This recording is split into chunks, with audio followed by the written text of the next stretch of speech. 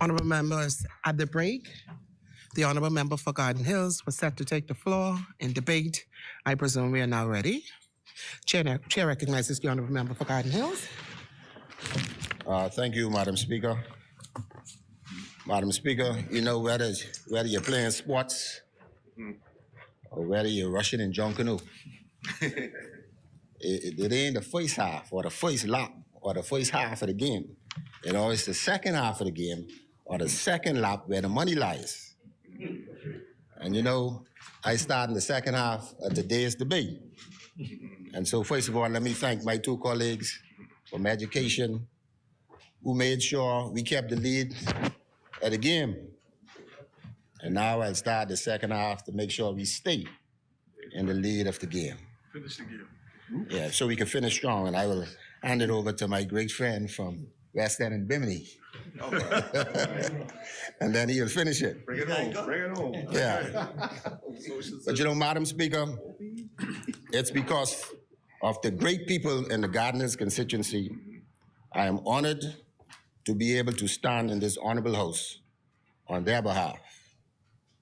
Their trust and belief give me the victory over all others on the 16th of September, 2021.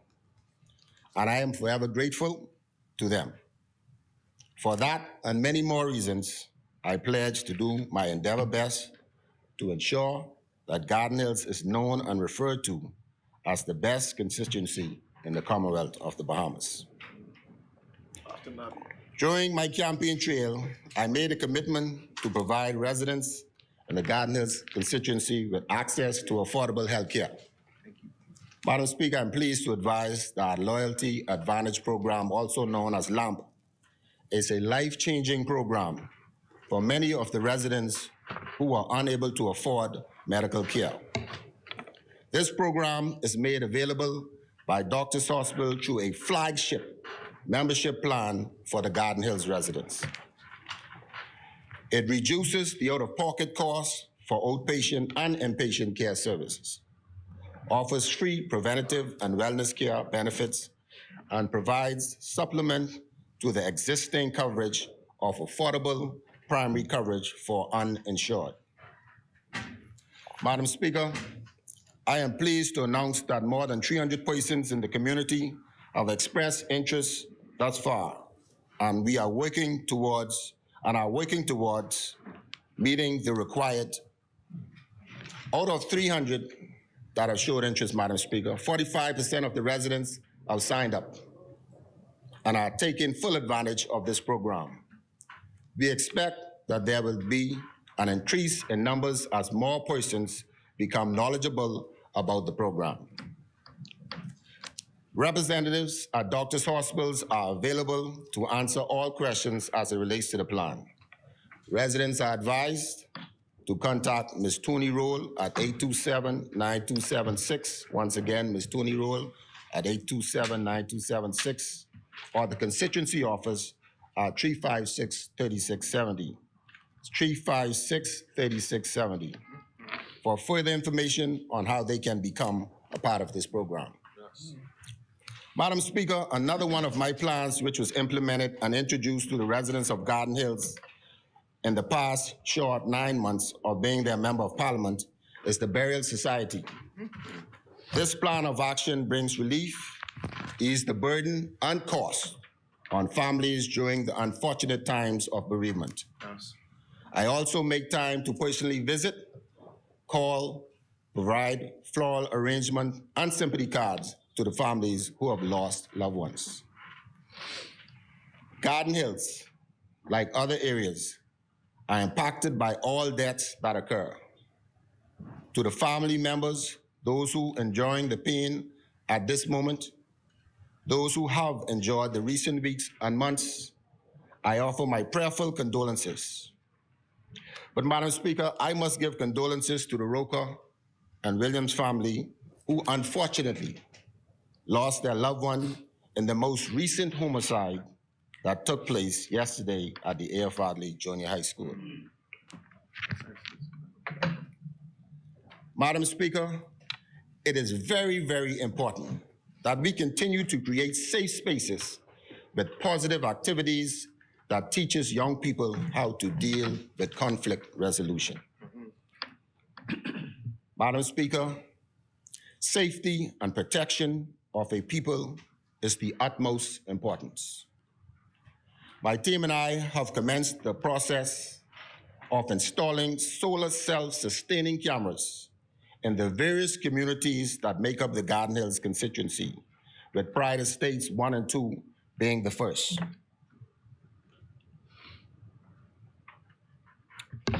Madam Speaker, this ties into the constituency's Crime Watch program, rolled out last month mainly in the Garden Hills 1 and 2. There's also a neighborhood policing, thanks to my colleague and honorable friend Wayne Monroe, and by extension, the chairman of the National Crime Watch, Mr. Keno Wong. Madam Speaker, the residents of Garden Hills are precious. They must be protected and celebrated. Our beautiful queens and mothers were treated to a pre-Mother's Day tea party where we celebrated and honored 300 mothers on May 1st of this year. This past Monday, the 6th of June, despite all the rain, the fathers of Garden Hills showed up and enjoyed a grill out and backyard throwdown.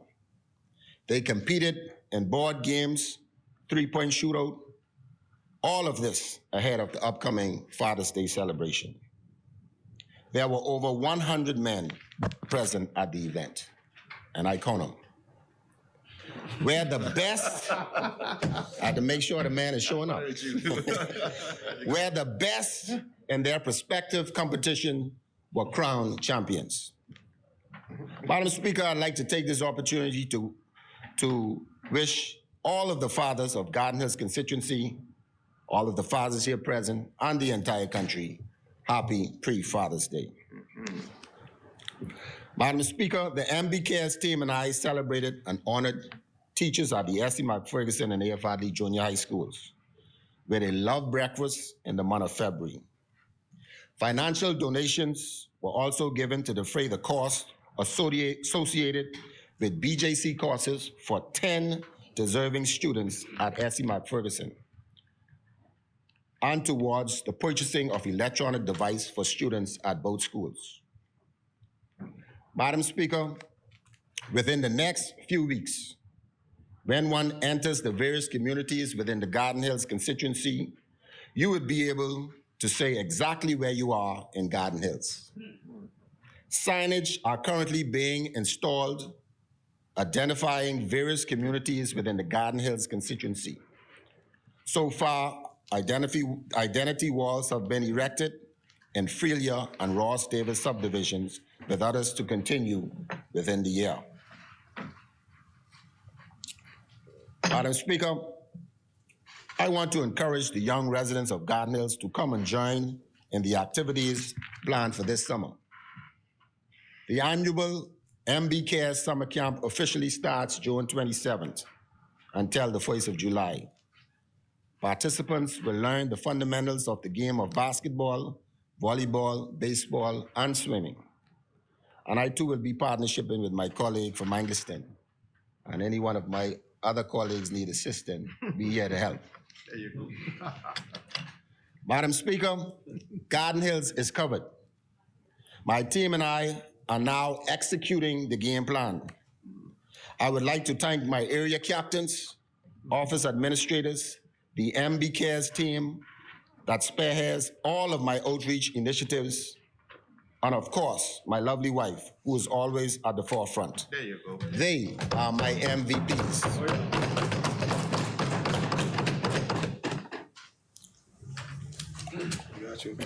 Madam Speaker, I believe that a government should be very prudent in its financial decision for the betterment, growth, development of its people and its economy, all while controlling its debt. The financial stability of this country is important, and this government has provided a sound financial plan that is sustainable, Yes. one that will help to build and reinforce the trust and confidence in the people. Madam Speaker, that is called the way forward. This Davis-led administration is calculus, very strategic, precise, and will be investing in areas where favorable returns are expected. This 2022-23 budget brings hope, help, and relief to the Bahamian people. Yes. Madam Speaker, I am pleased to note that the member for Cat Island, Rumkey, and San Salvador and I are of the same view and vision. We both understand the importance of investing in our youth. The impact sports have on the country as it molds, builds character, and instills discipline in our young people. We understand that culture identifies who we are as a people and educates individuals about our rich history from whence we came and who we are today. As the Minister of Youth, Sports, and Culture, I am overjoyed about the budget allocation for my ministry, a 25% increase that equates just a little over $5.8 million, which will be divided among the three departments: youth, sports, and culture. This, Madam Speaker, will allow my ministry to further educate, impact, and empower the lives of our young people, bring economic boost through the impact of sports in paradise, while preserving and cultivating the authenticity of Bahamian culture. Madam Speaker, this now draws me to the division of youth. We have a powerful potential in our youth, and we must have the courage to change old ideas and practices so that we may direct their power towards good ends. These words by American educator Mary McLeod Bethune, though spoken many years ago, rings true now more than ever. If we are courageous, and we are, we will harness the power that lies within each young person in our country to ensure the sustainability of our nations for generations yet unborn. The function of the Division of Youth in this nation is vital. It serves as a repository, the place where facilitation, creation, enhancement, and implementation takes place on a national scale, all in an effort to foster positive youth development. The Division of Youth is happy that it does not do this alone, and it enjoys a wholesome partnership with a multitude of agencies, stakeholders, and partners. The Division of Youth aims is to facilitate the acquisition of skills and orientation that will enable young people to participate at all levels in society. The Division of Youth achieves its goals through various innovative, creative, transformative, life-changing programs, which have strategic focus on youth development and youth empowerment, as I will now outline. Madam Speaker, the Fresh Start program is a 16-week youth employment program that engages youth ages 18 to 25. This program provides both training and opportunities for those who may have been unsuccessful in securing employment since leaving school, those who may be considered at risk and marginalized because of financial constraints, poor academic performance, or an incomplete secondary education. Madam Speaker, the Fresh Start program includes job readiness, personal development, skill set training, and internship. Participants see improvements in personal qualities such as job search skills. They can make better sound professional and personal decisions while gaining momentum and confidence for their journey ahead. The Division of Youth was pleased to launch the Fresh Start program in New Providence and Grand Bahama for the spring cohort in February for the first time since COVID-19. Madam Speaker, I recently attended the graduation of this program in Grand Bahama and reminded the graduates that a fresh start is not only a new beginning, but a new mindset. I am now pleased to advise that this country now has 48 young, talented, fully trained individuals ready for the job market. In fact, all 10 of the graduates who studied carpentry and electrical secured jobs with the Urban Renewal Small Home Repairs Unit right there in Grand Bahama. I am advised that Bahama Rock is also considering engaging all of the welders from that graduation class.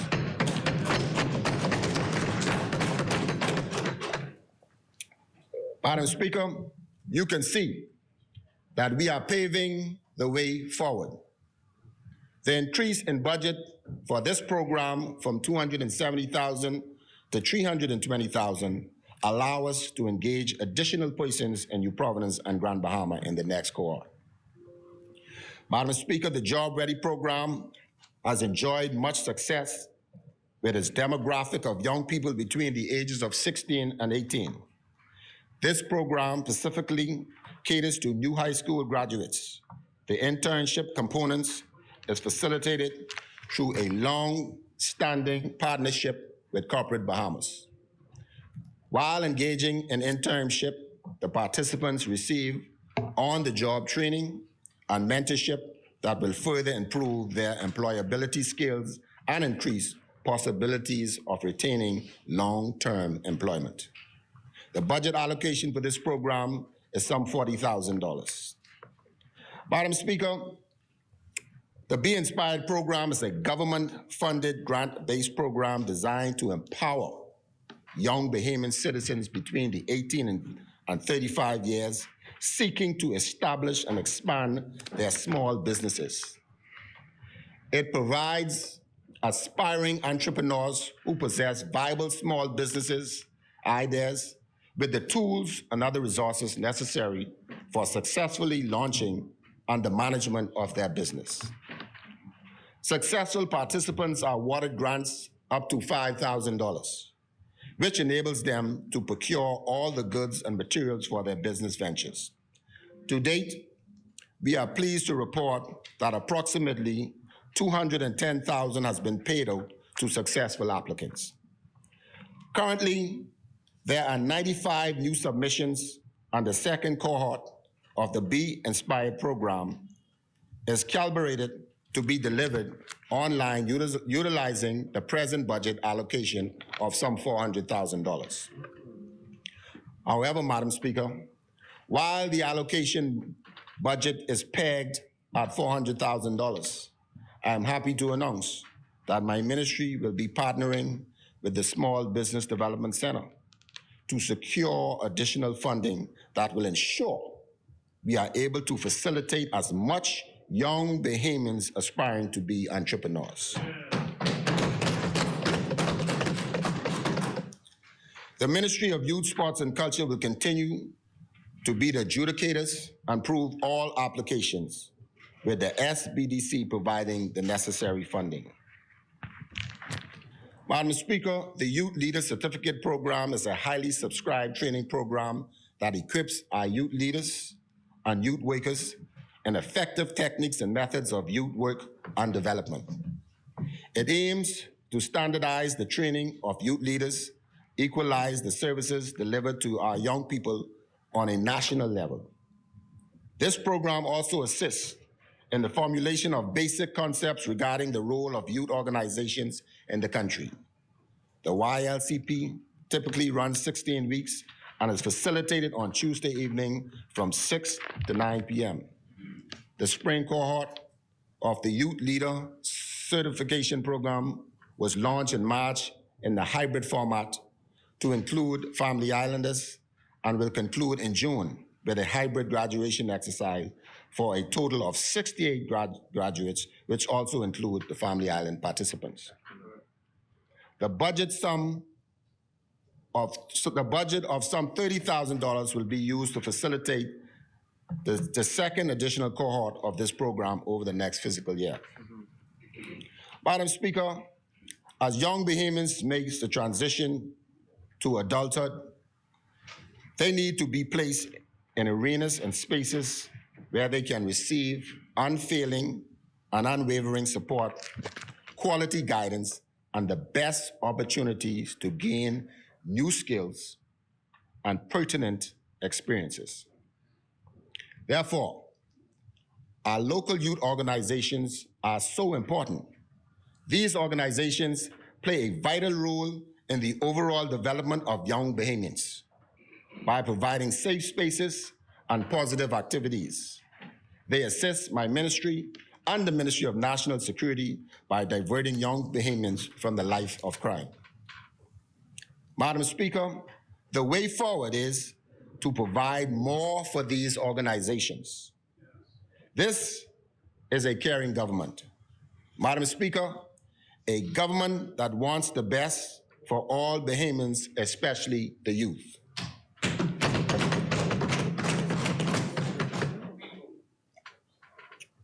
Madam Speaker, fixed youth organizations that receive annual grants from the ministry, all of them, are awarded some 10% increase in their annual grant.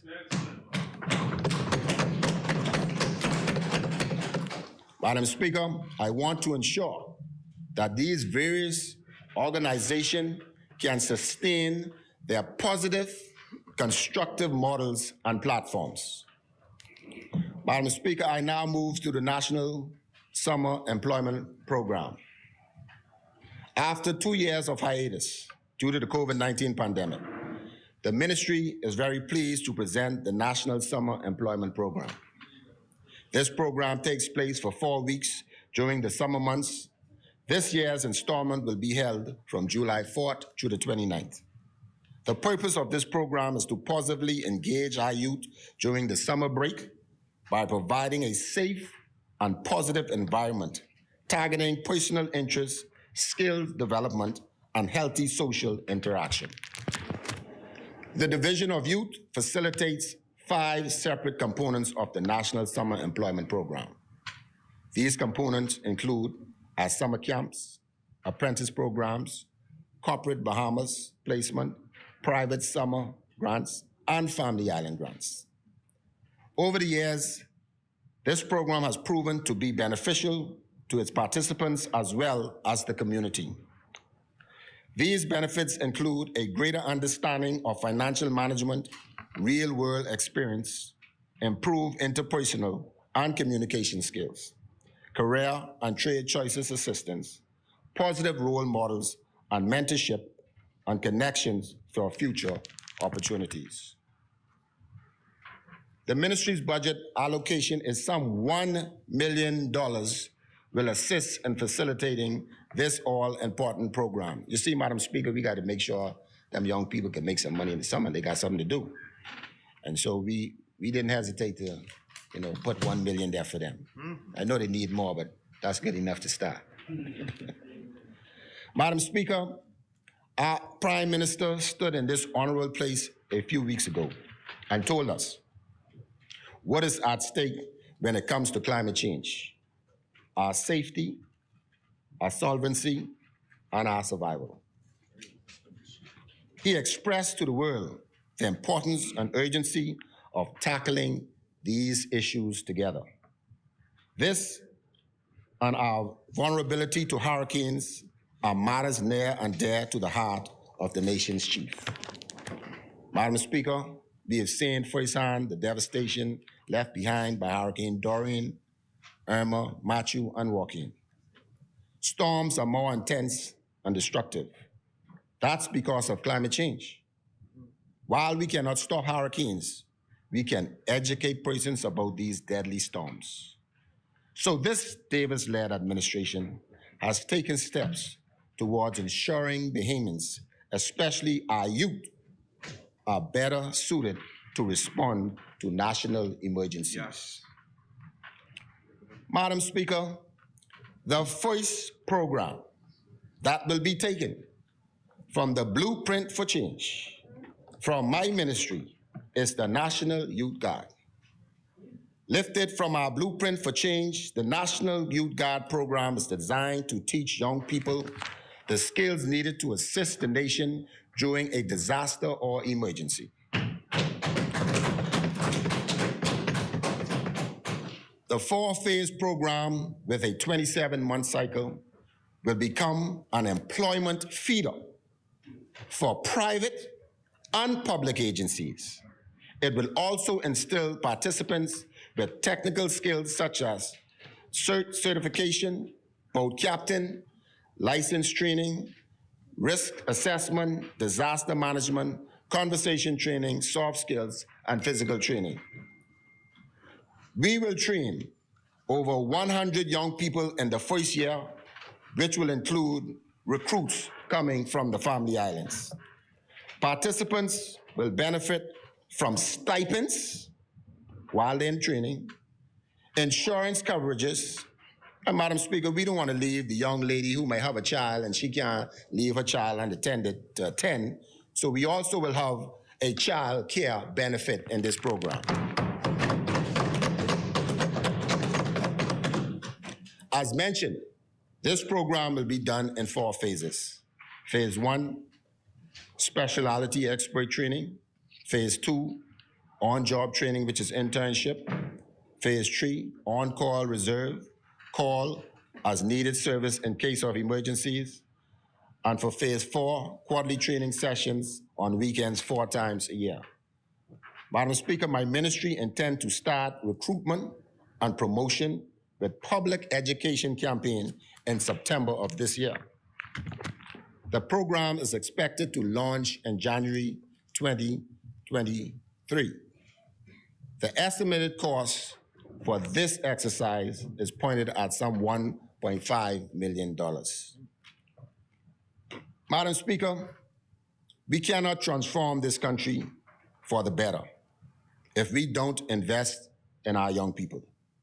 Invest and develop their skills. This is vital and the only way forward. Madam Speaker, this now brings me to the Department of Sports. Sports has the power to change the world. It has the power to inspire. It has the power to unite people in a way that little else does. It speaks to youth in a language they understand. Sports can create hope where once there is only despair. It is more powerful than governments in breaking down social barrier. It laughs in the faces of all types of discrimination. These words articulated by the late, great Nelson Mandela is now the rallying words used in the wider world of sports. Sports is the single tool that can bring forth positive social changes. Therefore, we, a caring government, will be investing heavily in our athletes, their development, the facilities, and the overall brand. Madam Speaker, some 30 years ago, Madam Speaker, the annual grant for the ministry, from my ministry to national federations that are qualified as A-classified core sports was some $80,000. Over the years, the amount was drastically cut to $20,000, Madam Speaker.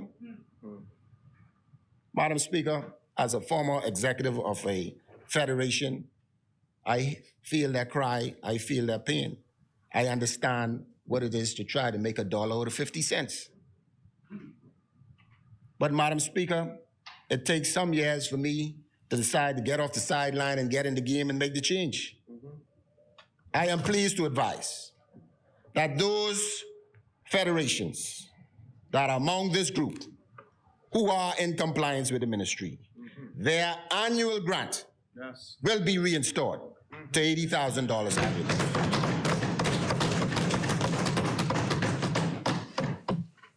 Madam Speaker, the former Minister of Sports, I don't know why he ain't here, I hope he's watching me on TV, from the previous administration was an Olympian. He knows firsthand what it takes to compete at a high level and what the core sports needed to ensure that our Bahamian athletes excel.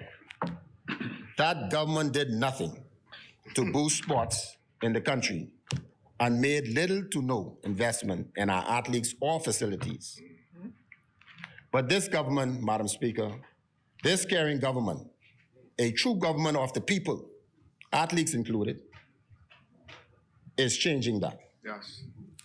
This government will make the necessary investment. All other federations outside the ACOR will receive an increase of 10% in their annual grants this fiscal year.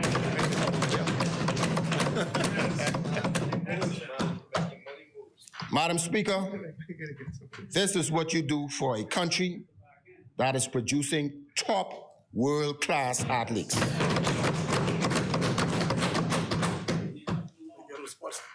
This great country of ours is not only the envy of the Caribbean, but the world. We must show the world that we love and appreciate what our athletes are doing. Yes. By making investment that can be felt by all, including federations and stakeholders. Madam Speaker, we all know that when the game is on the line, you put your best players in the game. All of us will be watching NBA tonight. Watch the game. Yeah. Well, the best players to handle the ball right now is the Davis-led administration. Championship team. Madam Speaker, this is the way forward. Madam Speaker, we know it well. We know it will take a holistic approach, a partnership with the government and the athletes, coaches, administrators, and all stakeholders. In the upcoming months, renovations to sporting facilities throughout the length and breadth of the Bahamas will start. Nabi, we got you. South Andres, I coming. We got you.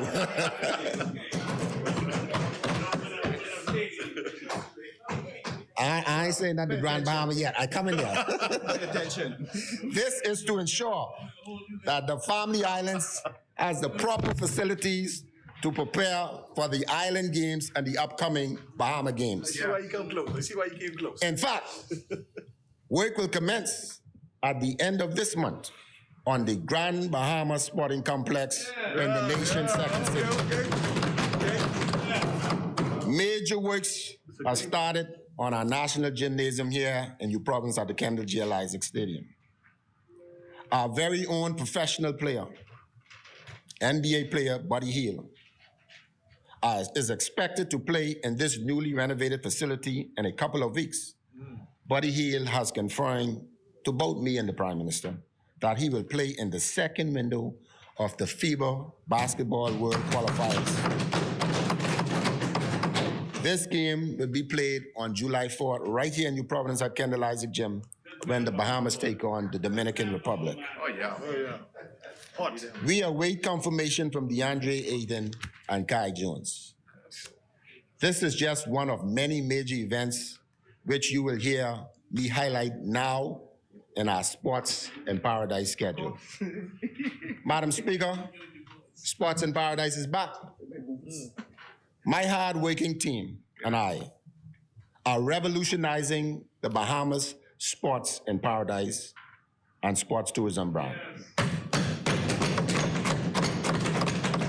We are encouraging persons to book it. Come to the Bahamas. But when you come, don't forget to bring your sporting gear. More and more athletes, team coaches, associations, federation presidents, and their executives are buying into the concept.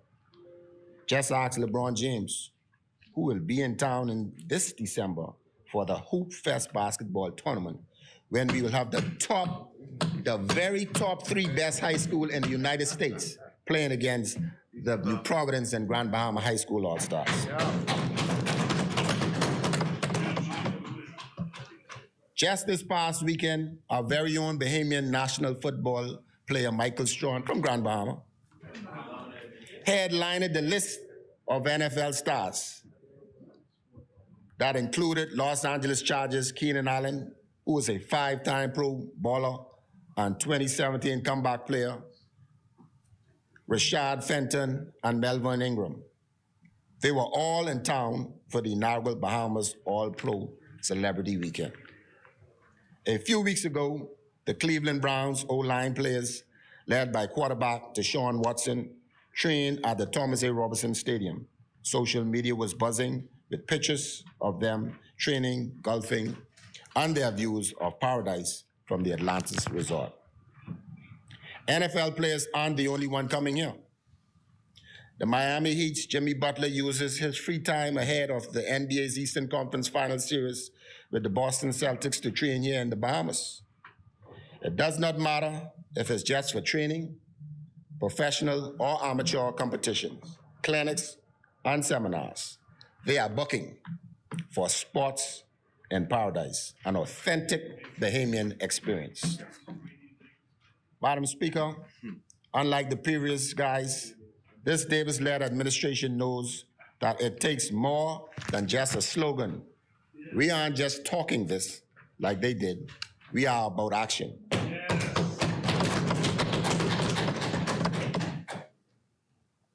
Just check the loaded sporting calendar. Our blueprint for change clearly outlined our charted course, and the sports department is paving the way forward. Madam Speaker, the Babe Ruth Bahamas Baseball Championships will serve as a host to teams from across the world, inclusive of the United States, China, the Caribbean, and Cuba, right here on our newly refurbished Blue Hill fields on Queen Elizabeth Sports Complex. More than 20 teams will play in the under 12 and under 16 age categories during this 5-day tournament, which is scheduled for July 7th through the 11th of this year. In preparation for this significant tournament, the National Sports Authority, led by Executive Chairman Mr. Greg Burrows, has undoubtedly produced a product that has now become the envy of the Caribbean and has brought a shining beacon on our island to the tune where we will be hosting international tournaments on a monthly basis for an extended period of time. It's a new day in sports, as more federations are getting much needed. Say that again, man. Say that again, man. Say that again. Say that again, man. You call us off guard in that one. Say that again. It's a new day in sports. As more federations are getting the much needed support through my ministry from this government.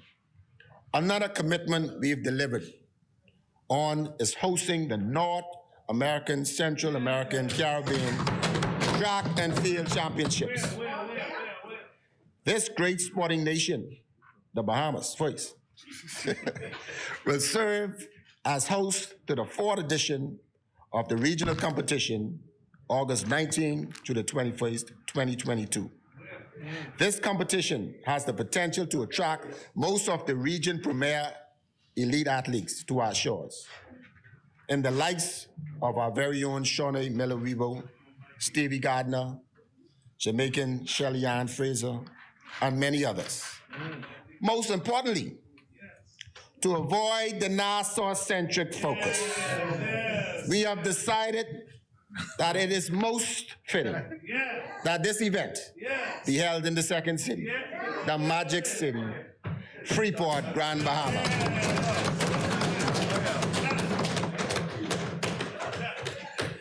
And I'm happy to see here supporting me as the president of NACAT, Mr. Mike Sands. Thank you, sir. An event such as this will provide much needed economic boost to the economy of Grand Bahama.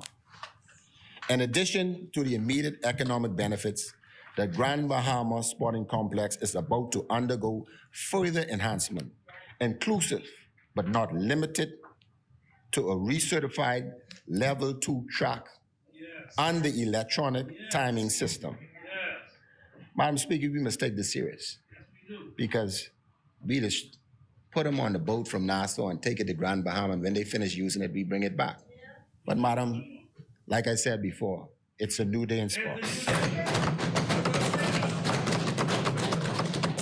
No more.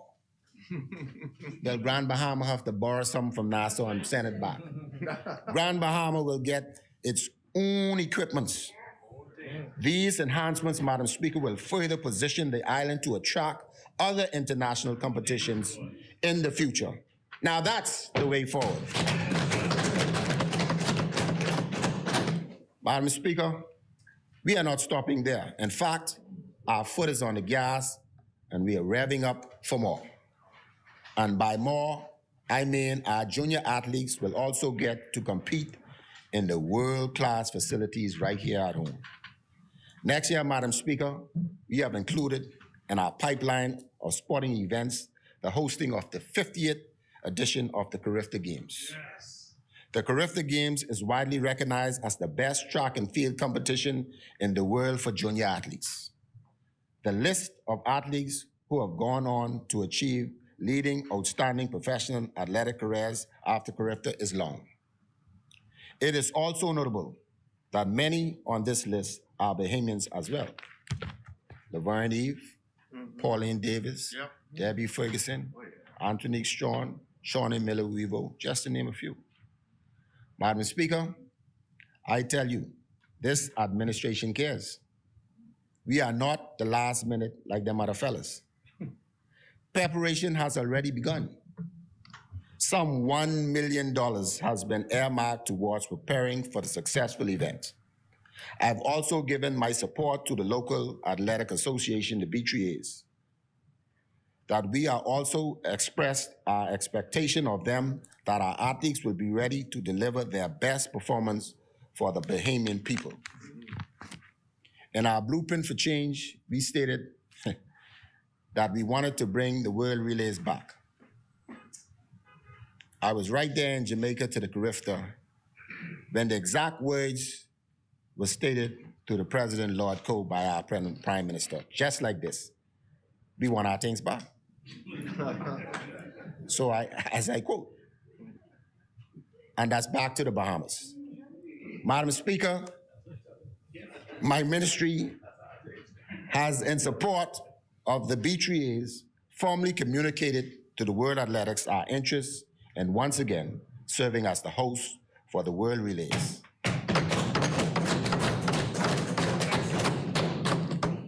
A technical team is getting ready to go to Eugene, Oregon to attend the World Athletics Track and Field Championships in July of this year in support of our elite athletes who will be on display to the world, and in continued advanced discussion with the executive of the World Athletics in hopes of cementing their confidence and commitment as the next World Relay host, hopefully in 2024. This, Madam Speaker, is action, not words. This is what you call the way forward.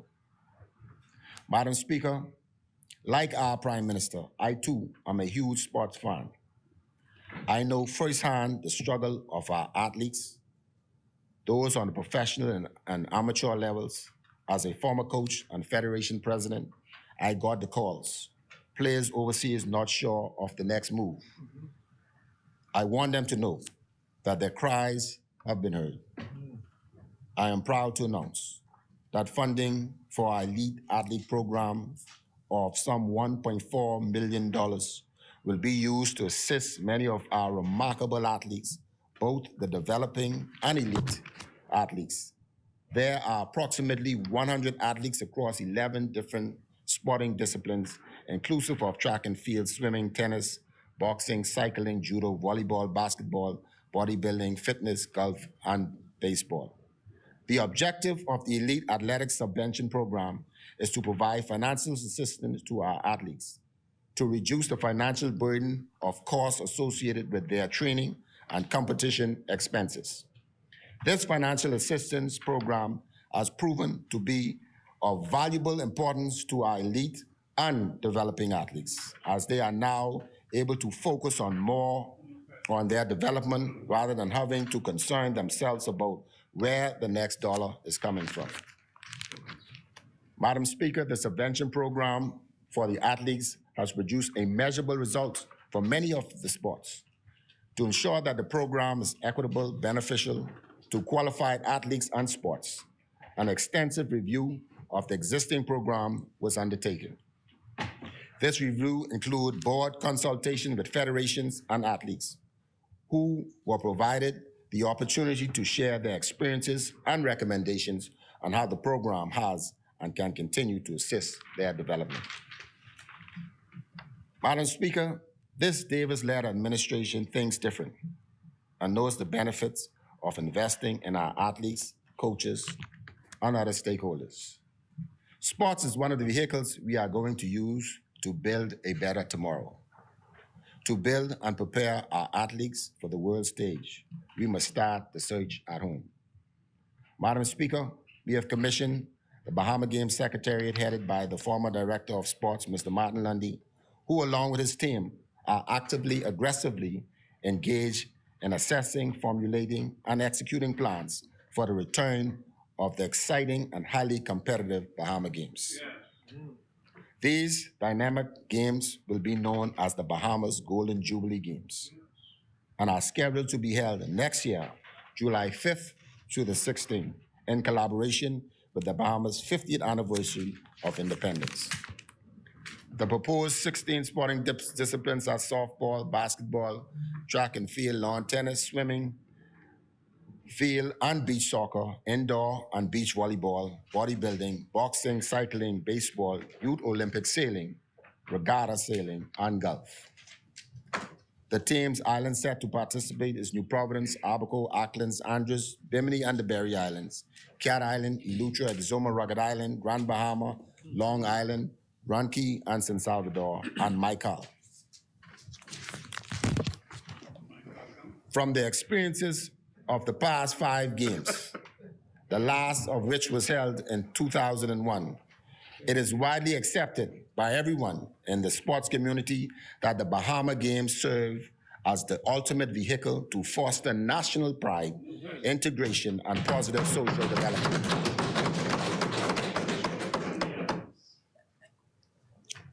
Madam Speaker, we must pause here a second.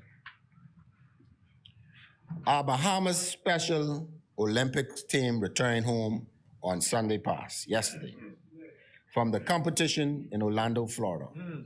The team dominated the Special Olympic USA game. Madam Speaker, I'm very proud of the 23-member delegation, inclusive of individuals such as Vanshi Thompson, Austin Green, Branson Arner, Stephen Russell, Dorian Forbes, just to name a few. They are to be commended for their stellar performance this past week. Mr. Gilbert Williams and the entire administration team, parents, and volunteers must be commended for their hard work they do. Madam Speaker, we all deserve to give the Special Olympic team a round of applause. Madam Speaker, it was a busy weekend for sports here in the country. Our men's national soccer team had a strong showing in Friday night's game against Nicaragua. a game they lost 2-0. The team is playing in the CONCACAF Nations League. In the upcoming days, Madam Speaker, the country will cheer on our swimmers who will be competing at the FINA World Championships in Budapest, Hungary.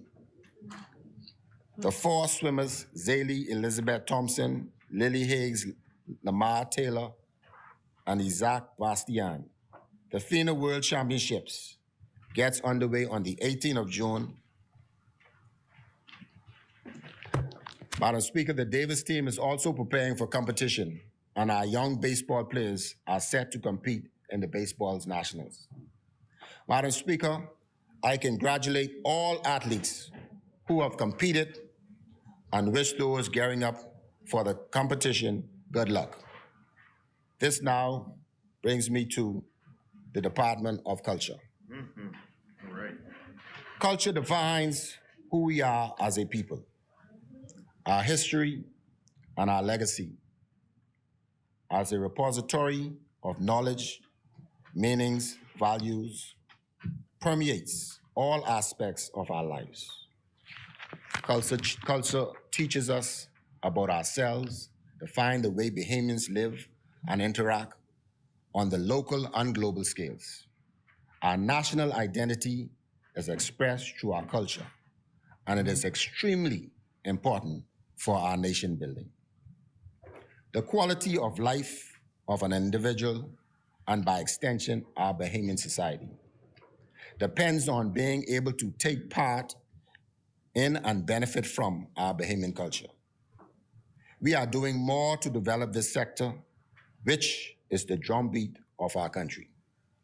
We want to ensure that the creatives can continue their work and leave a rich legacy behind for future generations.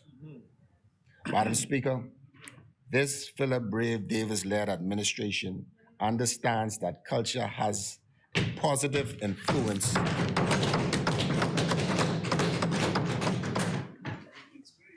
on social development and increases the intellectual potential and consciousness capacity of a country. Like the young people would say, we understand the assignment. That is why this administration has articulated a plan, a way forward, that will create opportunities for all Bahamians. Also, a part of our assignment is knowing that this plan must be nurtured properly through funding and support. And that is what we are going to do. Madam Speaker, the allocated budget for the Department of Culture will be used to ensure that our mission is fulfilled, to enable a vibrant Bahamian culture that celebrates, preserves, promotes, and stimulates cultural expression, heritage, economy, and community life. Now that the department is given the financial support needed by this government, the culture sector will become lucrative, and the new economic model for culture and the creative industry will become a reality. Culture is our source of identity and is crucial to the development of our country. It is a vehicle for economic development, industries, tourism, traditional livelihoods, infrastructure, and institutions. A vehicle for social cohesion, stability, and resilience communities. Culture is a frame for the Bahamian relationship to the world that can be acquired through the process of cultivating and improvement of the individual, especially by means of cultural education. It can also be renewable resources if it is carefully nurtured. When neglected, it is easily lost or destroyed. More financial support and staff will be added to the Department of Culture.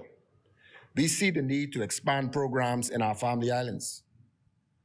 We will be able to provide the resources needed to strengthen the culture industry, make it more resilient, equitable, and effective. Madam Speaker, not just for culture, but youth and sports too.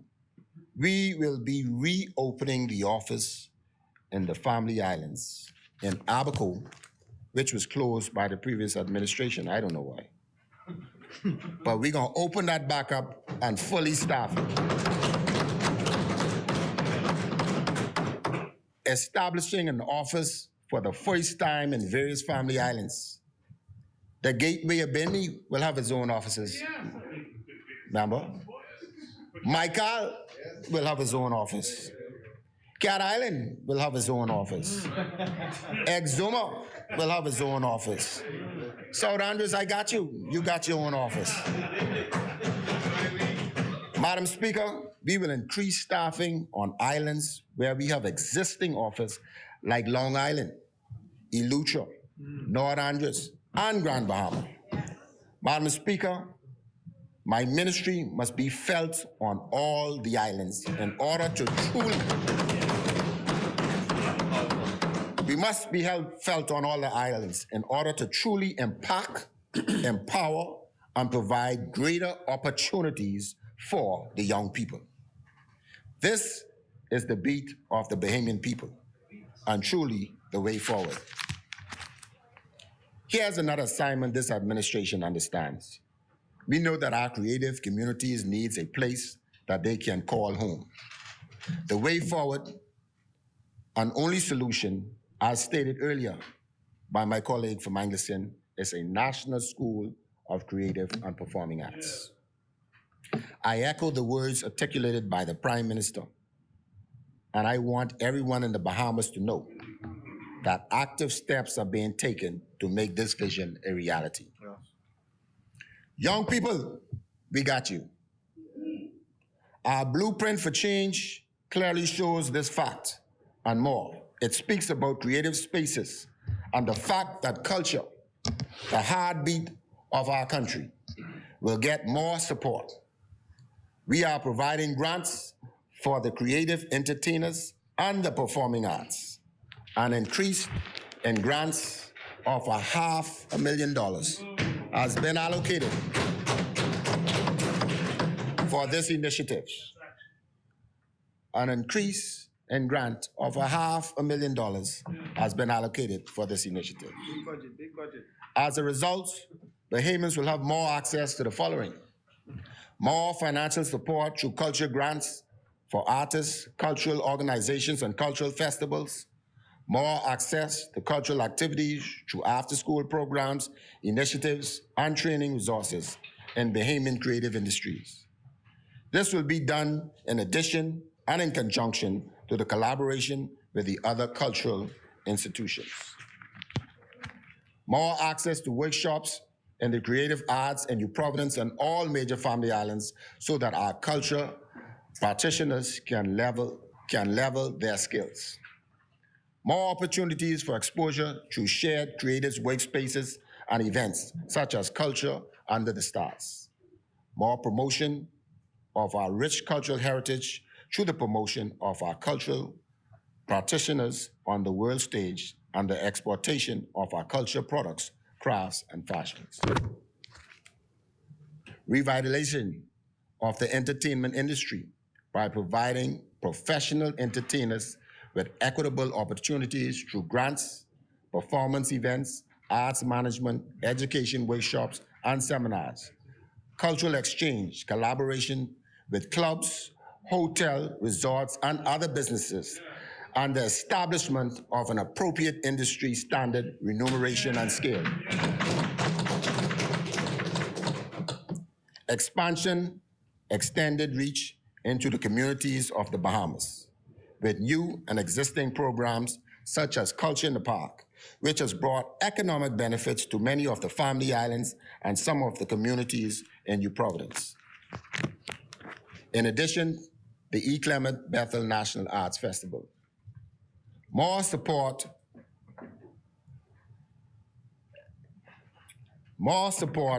for the Junkanoo Development Program through the NJC, which is the National Junkanoo Committee for Junior Junkanoo and Family Island Junkanoo organizations.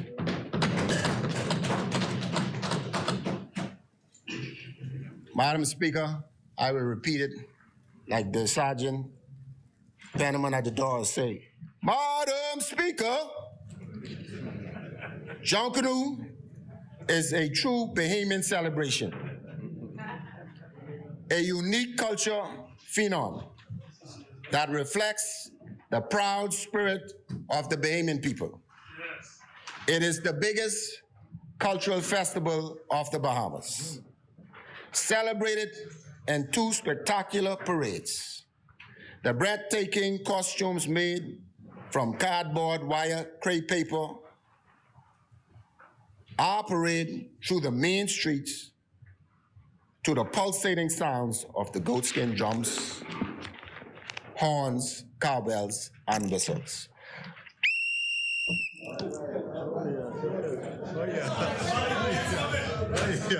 Cowbells and drums.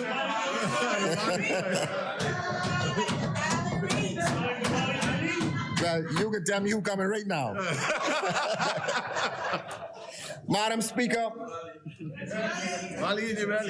I am pleased to announce that plans are on the way for the return of the greatest cultural show on earth, and that is Junkanoo.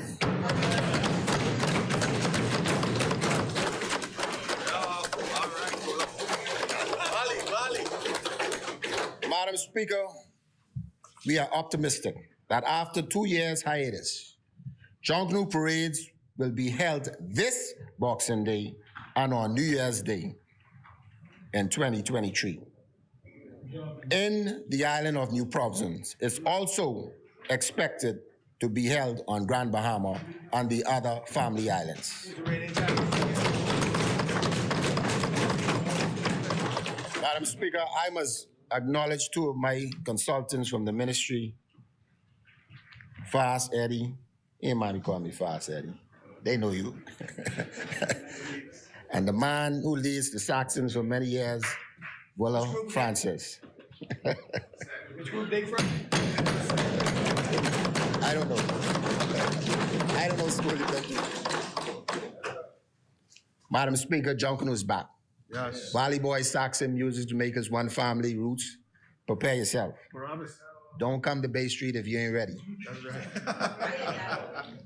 Madam Speaker, Stay ready, stay ready. Wally, stay ready. Stay ready. Madam Speaker, the psychological benefit of a society having a strong cultural identity is one where citizens make better decisions for their lives and those of their communities. There is less depression and more communities. There is less depression and more camaraderie during the crisis and challenges. There's a sense of togetherness, which fosters resilience and innovation. The culture sector makes a huge contribution to this economy and has a great impact, although it isn't considered or viewed important by many. The way forward, and this government is going to change that. We are going to change the narrative. The dollar received by the straw vendor for their original handmade authentic Bahamian crafts is also spread through the community, passed from one business to the next. They matter. The income generated by the entertainer for their performance, talents, and skills feed their families and pay their bills. They matter.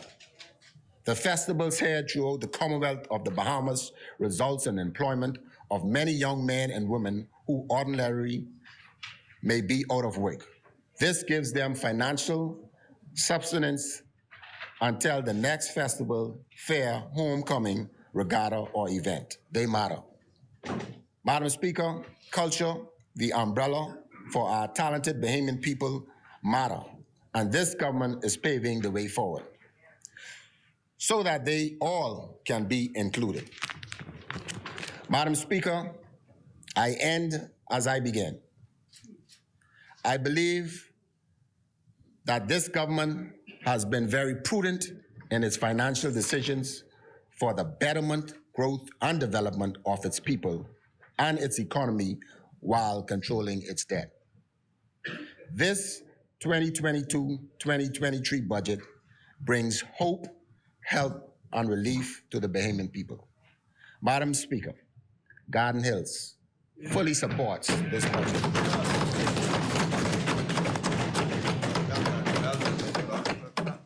Thank you, Honorable Member. As many, the chair recognizes the Honorable Member for West Grand Bahama and Bimini. Thank you, Madam Speaker. Certainly, this has been one of the more progressive debates, and all of my colleagues who have participated have made moving presentations, and certainly our ministers have informed the country with authority on our government moving forward. Madam Speaker, I'm honored to represent the people of West Grand Bahama and Bimini. I'm humbled that they've allowed me, with my imperfection, to continue on my journey in search of that elusive perfection. I thank them, Madam Speaker. Madam Speaker, I also wish to thank the member for Marathon, who serves as a minister within the Ministry of Social Services and Urban Development. I wish to thank her, Madam Speaker, because the job that we do is not an easy one. And on many occasions, she's up in the middle of the night on the streets serving the people. I offer her my thanks. Madam Speaker, she, like you, last week, Friday, celebrated a major accomplishment in our country. It was the 40th anniversary of the first woman elected to Parliament. We all celebrated with Janet Bostwick, and Madam Speaker, it was wonderful to look at the film and see how all of you were enthusiastic about the celebration. Madam Speaker, I remember it vividly in 1982 as a journalist, because at that time we were talking about and comparing it to when Indira Gandhi was elected as Prime Minister in 1966 to become the first woman elected as Prime Minister in the Commonwealth, and also comparing it to when Eugenia Charles was elected the first Prime Minister in the region in 1980. We celebrated, Madam Speaker, because whether we wish to accept it or not, it is the manifestation of the women's suffrage movement. Those women who walked, those women who toiled, those women who fought for the liberation, and those women who made it happen. Madam Speaker, there were many on the front line of the social revolution. Women like Dame Doris, women like Ruby Ann Darling, and women like Talita Strawn. Madam Speaker, they walked and they fought for our liberation. I mentioned Talita Strawn because there is a woman I'd wish to honor during my presentation today. It is because after all these many years, I have a greater appreciation for the work that she endured and for the things that she did. In fact, Madam Speaker, you can be in the same government and not always see the work of a colleague. The woman I refer is a woman who I'd wish to call a commander of the social revolution, Melanie Griffin. Madam Speaker, no one has done more post the founders of our country to advance the social agenda. No one has done more to cause for the liberation of a people who are dependent and the cause to make them independent. No one did more to cause for legislation to be passed and to cause for those who have challenges to be recognized as equals. Madam Speaker, when she left office in 2016, she left on the table the commission, the work done for violence against women. And it sat there, Madam Speaker. It sat on the shelf, unvisited by her successors. It sat on the shelf, Madam Speaker, but she did the work. The work is completed. She caused for the passing of the Equal Opportunities Act, Madam Speaker, but still today we're fighting for the protection and for the rights of the disabled to be respected. She introduced the RISE program, Madam Speaker, and when she left office, the RISE program died. Because what happened, Madam Speaker, is her successor decided they did not want to pursue to give dignity to people with difficulties.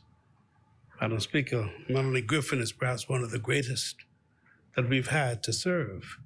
And Madam Speaker, I so honor her, and I will during the course of my presentation today. Madam Speaker, what I find incredibly amazing when I listen to the concerto of the side opposite, particularly when I hear, as the Bible will tell us, the tingling cymbals and the baseless sounds that I hear. I just can't believe it, Madam Speaker, because I heard none of them speak about the losses. None of them speak about the poor.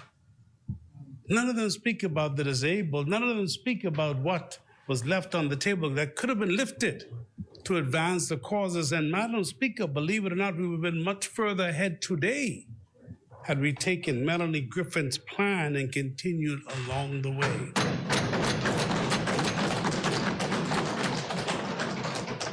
But they've come into this place, and I've heard the continued noise. The chair recognizes the honorable member for Marco City. What is the point? Madam Speaker, the member for West End and Bimini seeks to mislead the public. It is very possible, since he was not in this place the last 5 years, he may not have watched.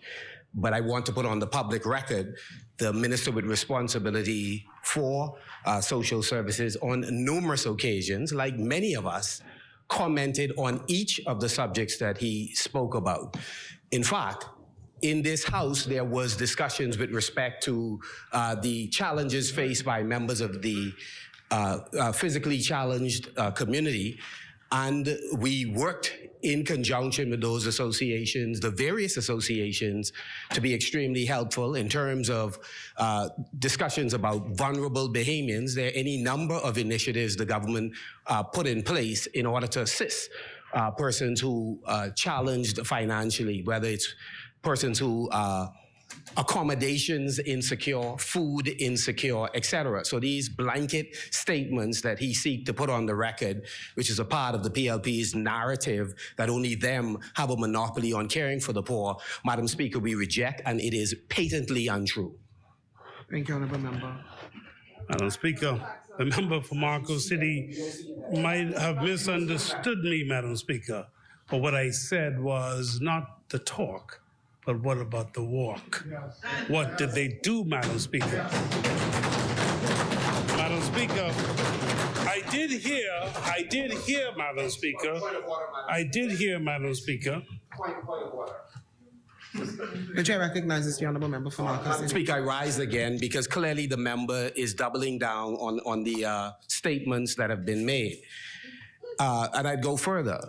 The largest, most comprehensive feeding program in the aftermath of any catastrophic event was in fact paid for by the people of the Bahamas by way of this government.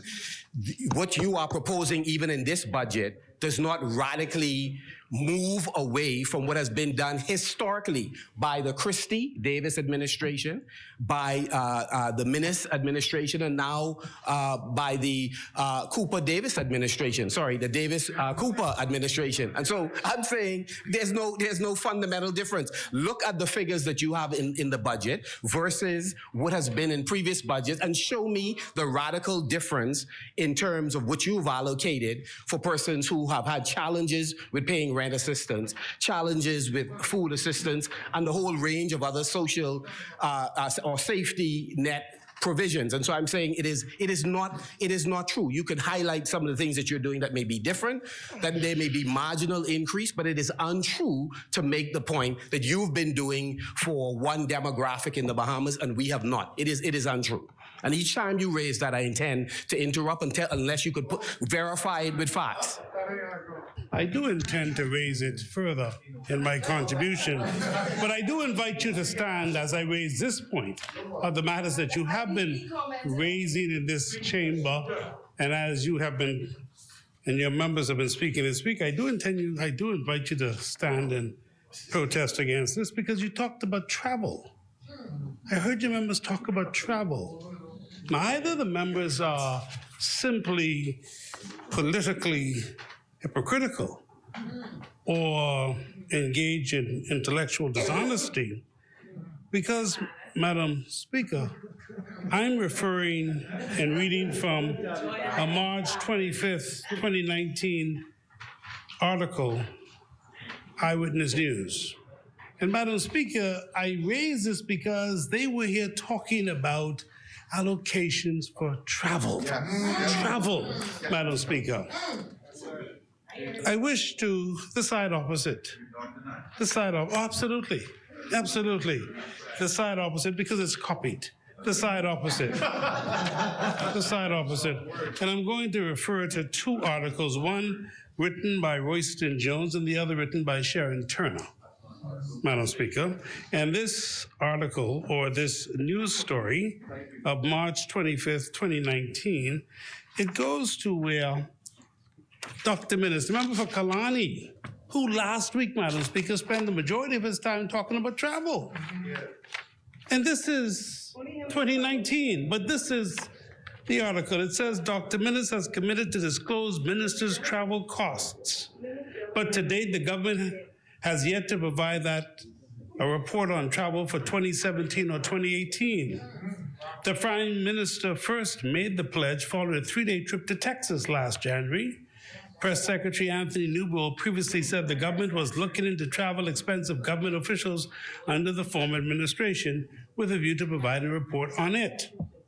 No such report or update on the report has been made available. The Minister's administration increased the allocation for travel and assistance in the 2018-2019 budget and the following two fiscal periods according to the budget. The government budgeted $8.88 million for travel and subsistence, $8.88 million for travel and subsistence in 2018 and 2019, $220,000 more than in the previously fiscal year. The allocation for the fiscal period is also $1.26 million more, $1.26 million more than the Christie administration allocated in 2016 and 2017. The government expects to allocate $8.95 million in 2019 and another $9.9 million in 2020-2021. However, the government has said the increased allocations reflect proper budgeting of the expenses rather than actual increases of travel by the government. The budget also shows that in the office of the Prime Minister, the allocation for travel and subsistence more than tripled from $100,000 in 2017, that's the year we left office, to $424,000. Last year, the Prime Minister also led delegations to Peru to attend the Summit of the Americas and England to attend the 25th Commonwealth Heads of Government meeting, Shogum. In January, Minister led a delegation on a 2-day trip to Brussels, Belgium, to meet with high-ranking officials of the European Commission to express the government's commitment to the financial services sector. That's just one article. And it does not include his trip to Haiti. And of course, you remember the visit to Mar-a-Lago when he sit in that little room with other, I remember it well because there he was and he had on some very nice socks. Remember those colorful socks he had on? Honorable member. I learned a long time ago, Madam Speaker, that... Are you going to lay that document? Yeah, absolutely, Madam Speaker, I'll lay both. But I want to now go to another one. This is January 20, 2020. And this is after Dorian, by the way. This is after Dorian. This is after Dorian. This is after Dorian. This is after Dorian. This is after Dorian. Honorable members. This is after Honorable members. Dorian. This is what this article says because we haven't brought this up in this debate, which I find quite interesting. This is written by Sharon Turner. Members. It says, as part of the Bimini administration's new travel policy for ministers implemented by cabinet last year, ministers' spouses will be afforded additional trips at a 100 daily per diem. We never had that before. Ministers receive a 25% and a 67% increase for domestic and international travel, respectively. And ministers are to be afforded membership to the American Airlines Admirals Club, which enables access to the premium passenger lounges in airports around the world. The $100 per day per diem for spouses is equivalent to the per diem paid to technical officers in the public service. The ministerial per diem for domestic travel was increased from $80 to $100 per day and $150 to $250 for international travel. The article goes on. In a national address on July 26, 2017, just over 2 months after coming to office, Prime Minister Dr. Hubert Minnis said, the former administration was addicted to luxury travel, often spending extraordinary sums of money on delegation traveling the world at great expenses. We will reduce the amount of money spent on foreign travel by government officials. Expenditures for overseas travels continues to be a controversial issue, the article goes on. Though the current administration lambasted its immediate predecessors for travel excesses, it has gone further to formalize by way of policy marked increases in travel benefits for ministers. The new policy stipulates that at least one technical officer should accompany ministers on overseas trips. The decision by cabinet to have taxpayers furnish ministers' spouses with a $100 a day per diem, though these spouses are not in the government services, is eyebrows raising, to say the least. The decision by cabinet to increase its travel benefits comes as accountability reports on ministerial travel repeatedly promised by the Prime Minister failed to materialize. We understand that ministers generally have not been compliant with furnishing their travel expenses reports at the end of official trips. Last November, Perspectives, that's this article, highlighted that the government budgetary allocation for travel and subsistence for 2019-2020 fiscal year was said to increase by just over $4 million. According to the 2019 Fiscal Strategy Report, that's the same report they were talking about the other day. Could you imagine? Could you imagine? Acting Financial Secretary Marlon Johnson told us the increase in the entirety was associated with domestic travel and subsistence for public officials and medical personnel in the aftermath of Hurricane Dorian, and for travel by custom officers for clearance of hurricane relief supplies in South Florida.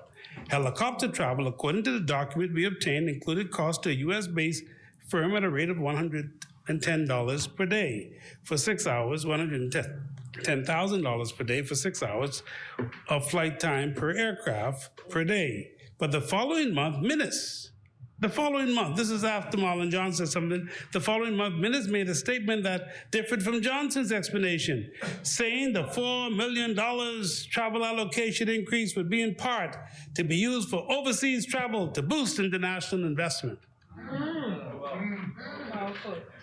Oh boy.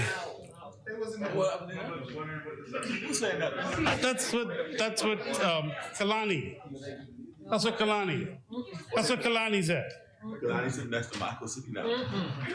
Well, the sign there. but the seat empty. But the seat empty. The sign there, but the seat empty.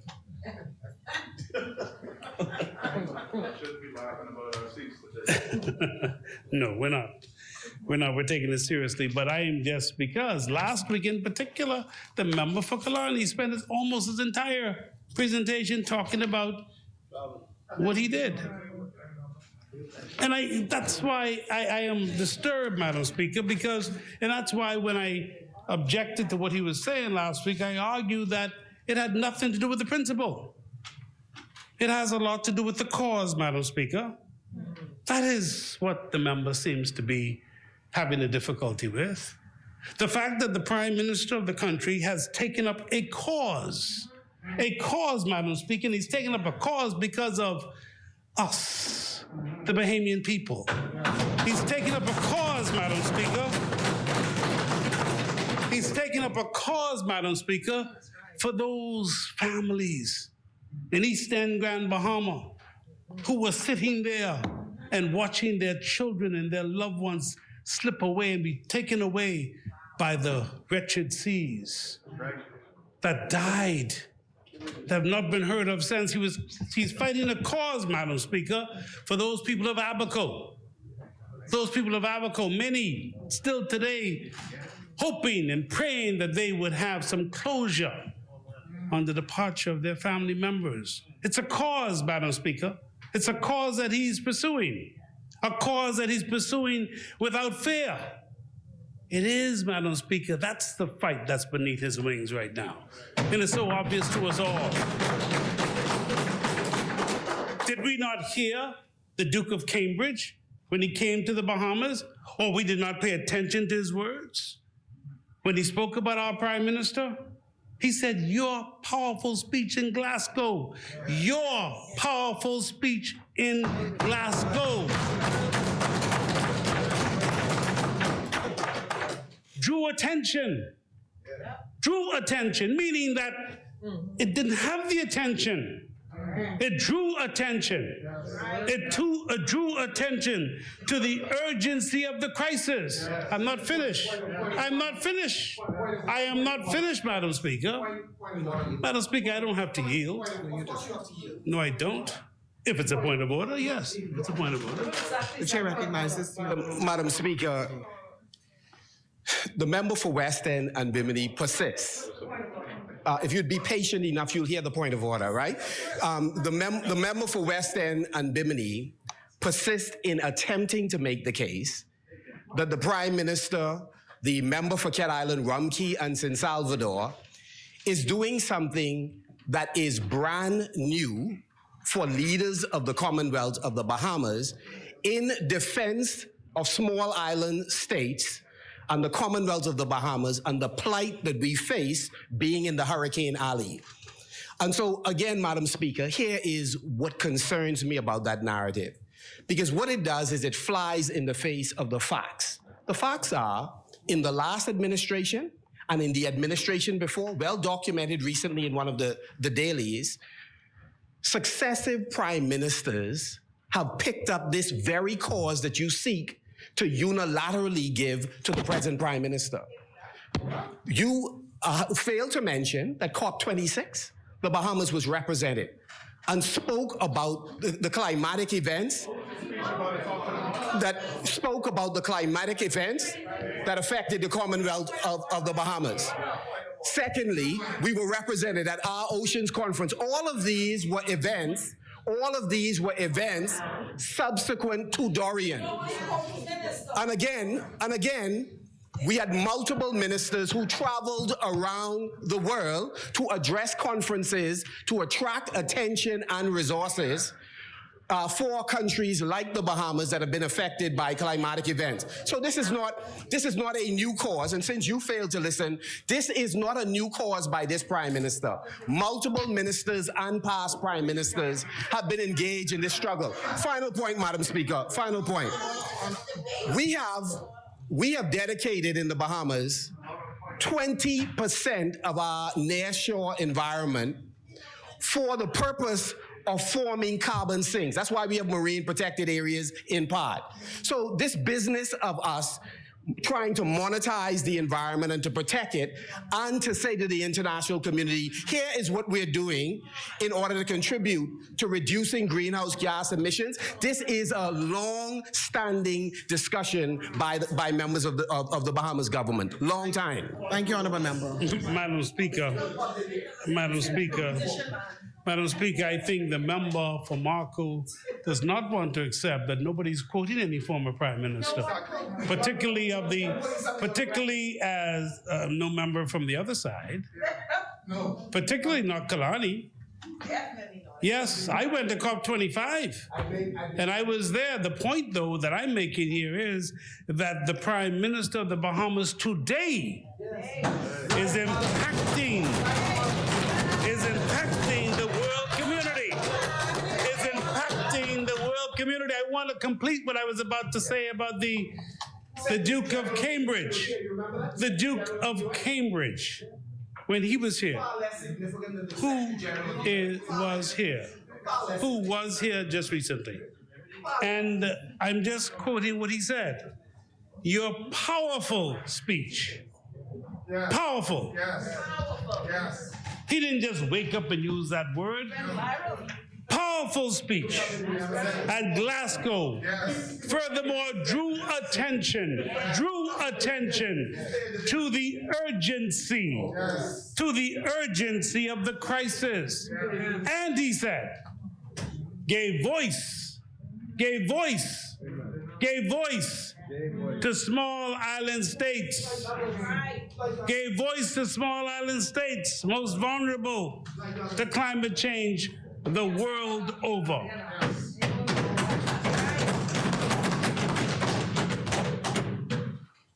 Madam Speaker, that is what I believe has caused the upset on the side opposite, particularly Kalani, because here is the member for Cat Island, the Prime Minister of the Commonwealth of the Bahamas, taking the cause, the fight, to the world, and unafraid to do so, standing to the world community with strong language, stating the case, making it unequivocally clear that there'll be no compromise in the fight to protect his people. Madam Speaker, how could we ever not appreciate the impact that the Prime Minister is having? Just last weekend, he was in Los Angeles, and he said to the people of Los Angeles, the President of the United States, all there, particularly after the United States under former President Trump withdrew their support, he was able to tell them, I've come to look for the heart and soul of America. And that was taken from, and he referred to Sir Lyndon Pinley. That was taken from a speech Sir Lyndon gave in 1988 when he went to Chicago and said, I've come to look for America. The argument was he had the cause, and his fight was the freedom of Nelson Mandela. That's what the PLP leaders do. We take on the causes. We take up a fight. And the cause is what determines your movement, determines your flight. You can't fight if you don't get into the theater. You can't fight if you're not in the ring. You have to fight. And our leader, and we stand with him in his fight, in his taking the message to the world. And as a result, as what Sir Lyndon did, the world came here, the Commonwealth came here. And in the case, in 2 months, they're coming here.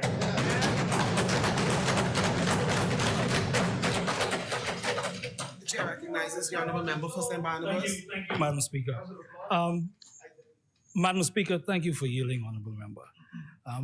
I think of note, there's also a larger point in this whole discussion about travel expenses and the increase of the travel budget. Bahamians are asking these questions about travel budget because Bahamians are hurting. They are hurting, Madam Speaker. Hold on, Madam Speaker. Madam Speaker.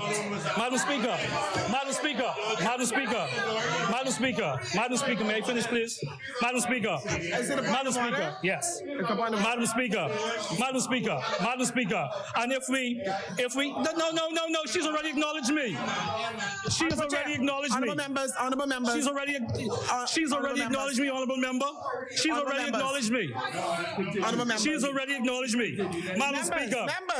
Members. She has acknowledged me. The Speaker has acknowledged me. Point of order, the Speaker has acknowledged me, Madam Speaker. What is the point of order, honourable member? The point is, Madam Speaker, that Bahamians are asking during these difficult times, why does the travel budget need to be increased?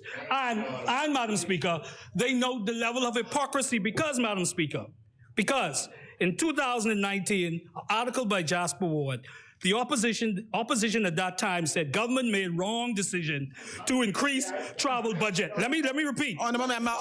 It goes on to say it's a wrong decision at the wrong time. Don't overtalk me, please. Thank you. Sorry, Madam Speaker. Thanh you. The chair recognizes the honourable member for Carmichael.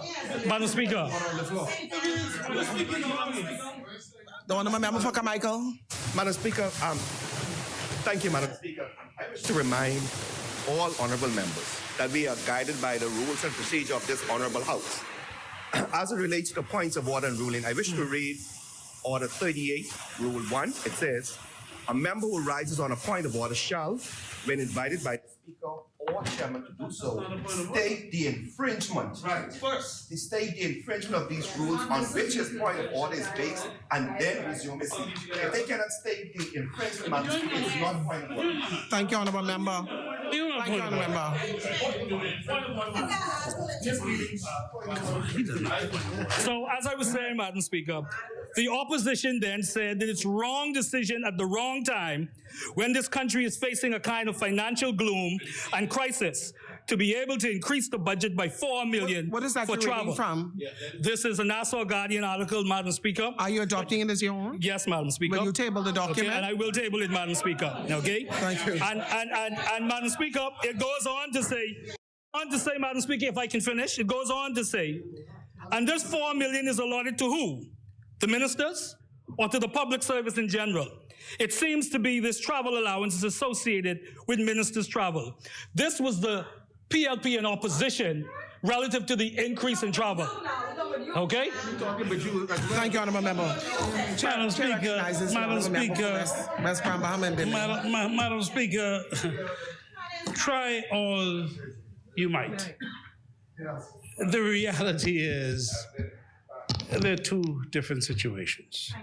And the reality which I speak is of the cause that the Prime Minister today fights. And the reality is, if the fight requires leaders of our country to move, then they must. Because he's not fighting for a trip. He's fighting to ensure that we can fight that fight of climate change. If we do not understand it, he's out there promoting our country. He's out there causing our country. But no, I'm not yielding any further because there's no yielding required. There's no yielding required. There will be No, one I'm member not on the floor, yielding. please. One member on the floor. Because West there's Palm, nothing Bahama to has the yield floor. about, Madam Speaker. Madam Speaker, there's nothing to yield about.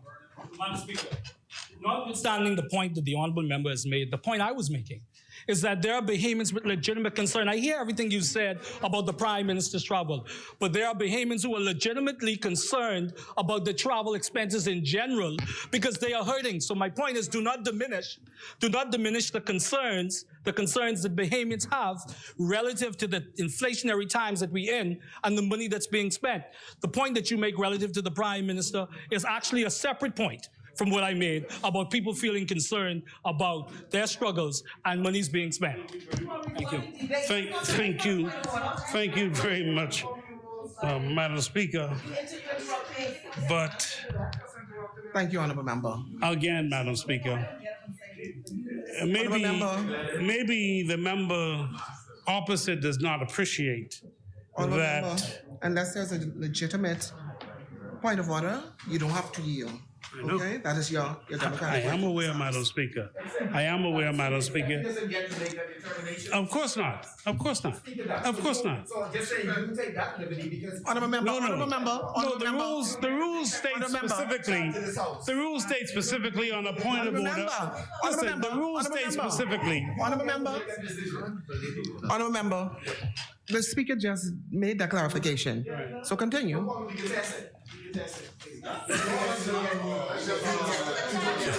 Madam Speaker. Madam Speaker.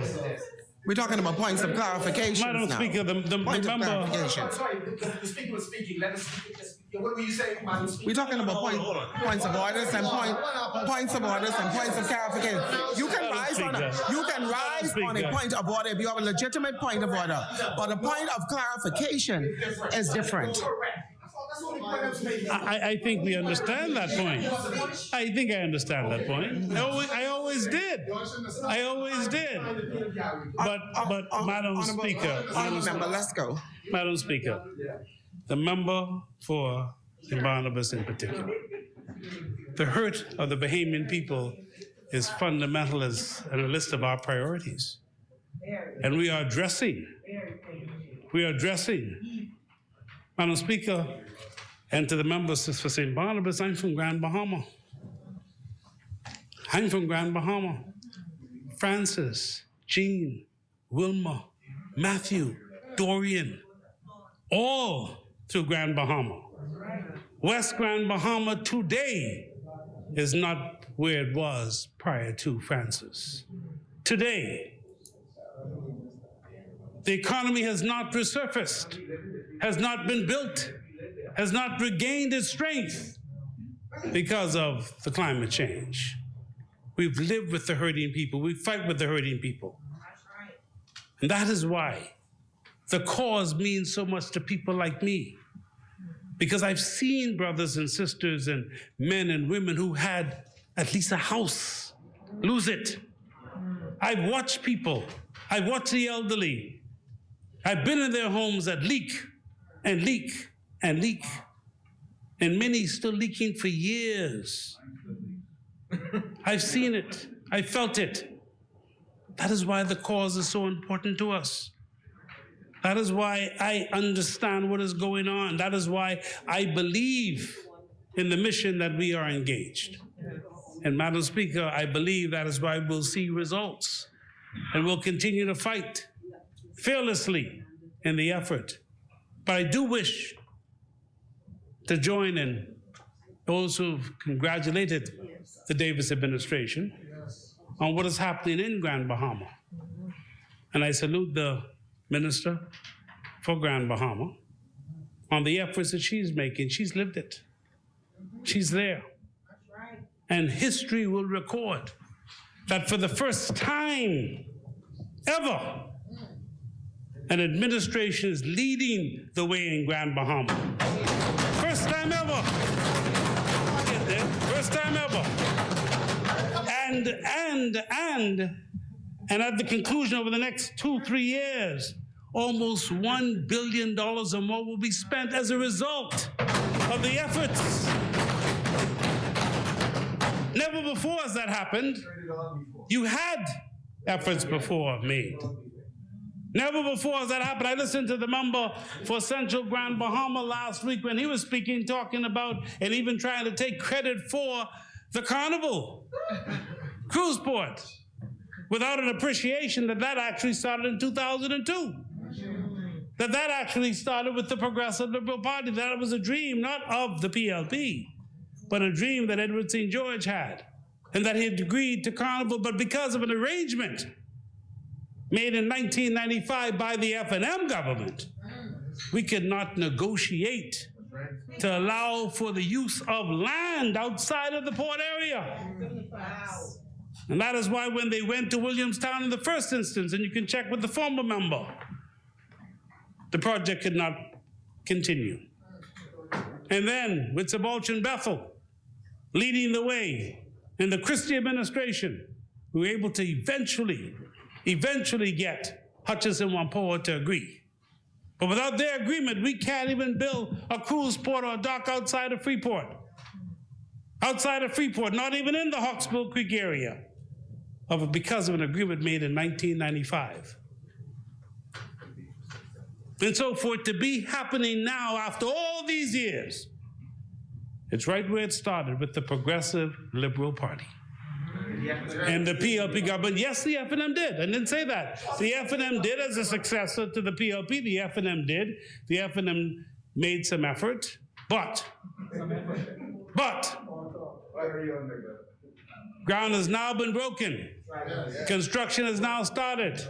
And it's a part of what we're seeing in Grand Bahama, the rebirth, the rebuilding, the redevelopment, the new economy of Grand Bahama that you, Marco City, will celebrate as well. You have constituents that you reach out for. I know you do. I know you do. Not going to say no. But at the end of the day, it is the Davis administration, history will record, that is showing the greatest effort and will cause for almost $1 billion to be spent over the next 2 to 3 years in Grand Bahama, and cause for the resurgence of a Grand Bahama. And Madam Speaker, who would fight that battle, Speaker? Madam Speaker, I'm excited about it. I'm excited about the Grand Bahama that I see coming. I'm excited about listening to, as I listen to the member for Pine Ridge and her dreams of Grand Bahama. I'm excited about the place where I grew up. I'm excited about seeing the beauty return and seeing the magic return to Grand Bahama. I'm excited. I'm excited that the minister responsible for housing has been in Grand Bahama. And unlike the previous administration, she intends to build at least one house.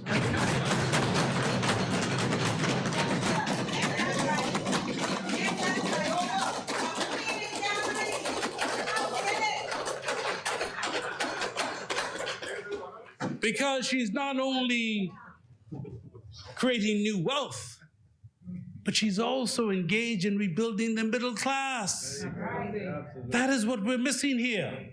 I've listened to the criticism about the housing. The truth is she's engaged in rebuilding the middle class that we lost over these many years in Grand Bahama, in New Providence, and all over the country.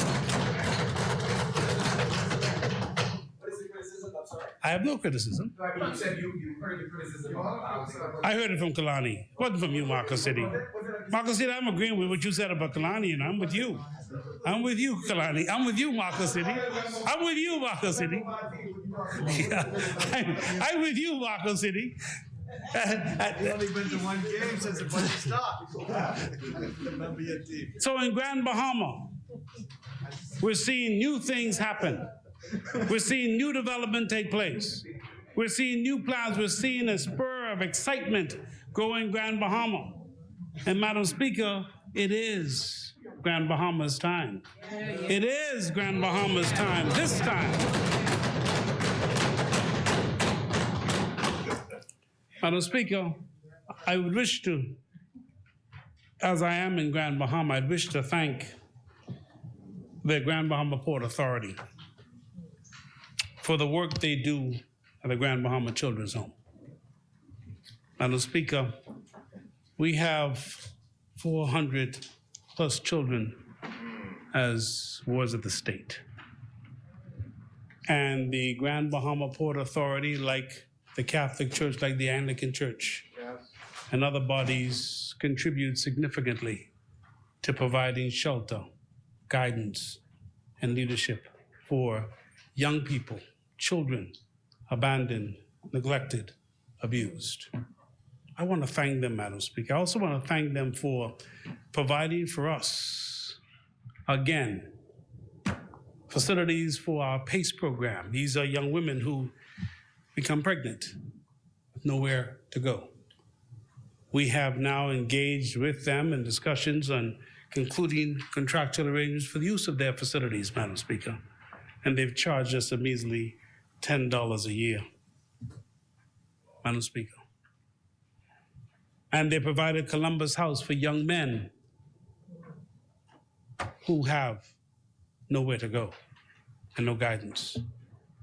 Madam Speaker, that is the relationships, the same relationships that we have reached out to cause for things to happen. The same relationship that the Prime Minister referred to last week when he talked about the container port, when he talked about those young men and young women who now can think of a future because they've been secured employment, Madam Speaker. They're no longer temporary. They're now full-time employees, and that's because we've reached out. We've had the PACE program sitting on hold for a while, the Columbus program sitting on hold for a couple of years because the former administration did not try to make it happen. We've done it in 9 months.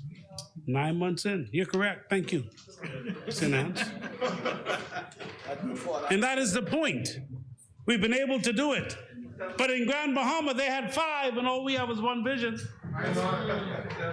They had 5. And we had, but we have the vision. They had 5, but we had the vision. And because of the vision, things are happening in Grand Bahama this time, this year, now, as we move forward.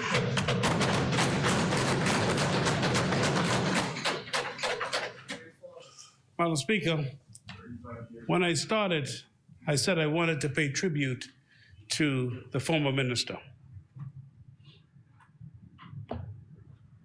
Melanie Griffin. Madam Speaker, several weeks ago, I was in the island of Bimini, a part of my constituency. And I had a tremendous honor. A 24-year-old boy with cerebral palsy. He found his way at the George Weish Administrative Complex. He walked up the stairs, although he only learned to walk when he's 14, because the Methodist Church provided him an opportunity in the United States. And he came and he sat down and he said, "I've come in search of a job." He said, "Several years ago, I applied to work at Urban Renewal, and they turned me down." He said, "I want to work. I want to be independent. I want to be able to do things for myself. I can answer the phone. I can talk on the computer. I can do things, but they won't give me an opportunity." Devante Pritchard is his name.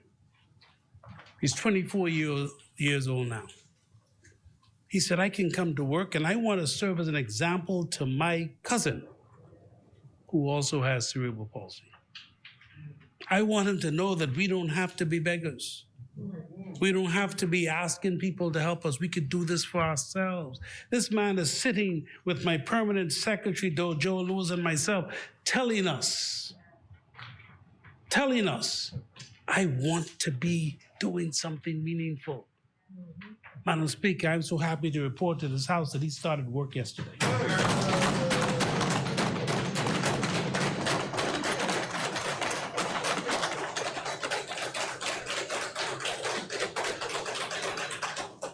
And he is working with the staff at Urban Renewal in Bimini.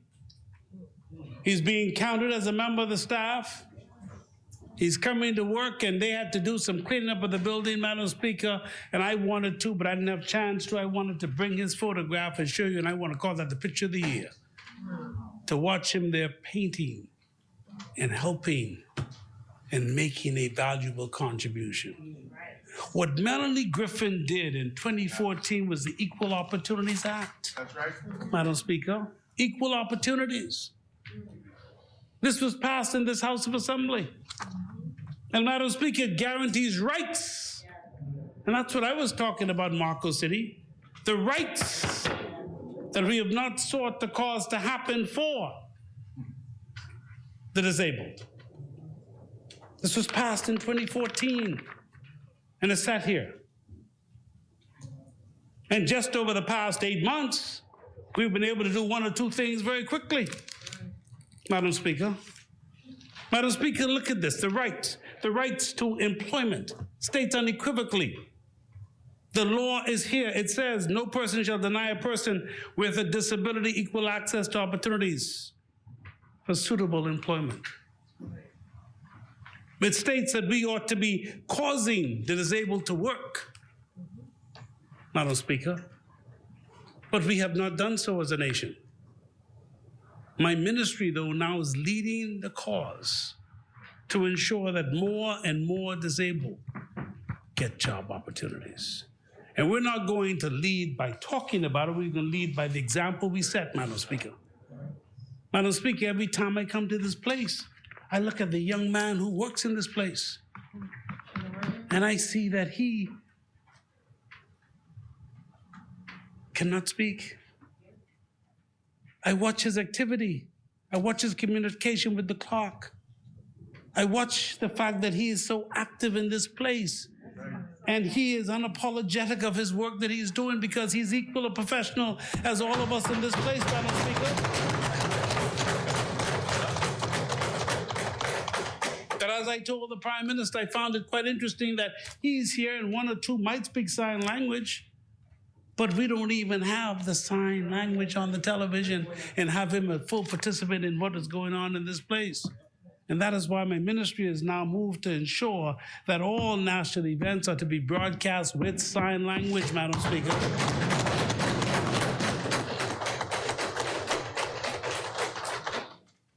The rights of persons with disabilities, Madam Speaker, vocational training, skills development and training programs. The minister responsible for labor, social services, youth and sports and culture and education shall design, collaborate, and implement programs that provide persons with these opportunities. This has been sitting on the desk 2017, 2018, 2019, 2020, 2021. Nothing happened. Madam Speaker, the right to health care services.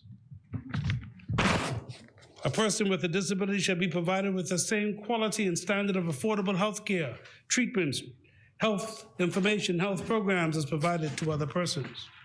Housing. The ministry responsible for housing in formulating and implementing a housing program shall collaborate with the Commission to include provisions to address accommodations for persons with disabilities. What program have you heard? Madam Speaker, we have a problem in some of the homes right now, some of the care centers we have for young people, because when children age out at 15 or 16, and if they have a disability, the question is, where do they go? Where do they go? Where is the home for them?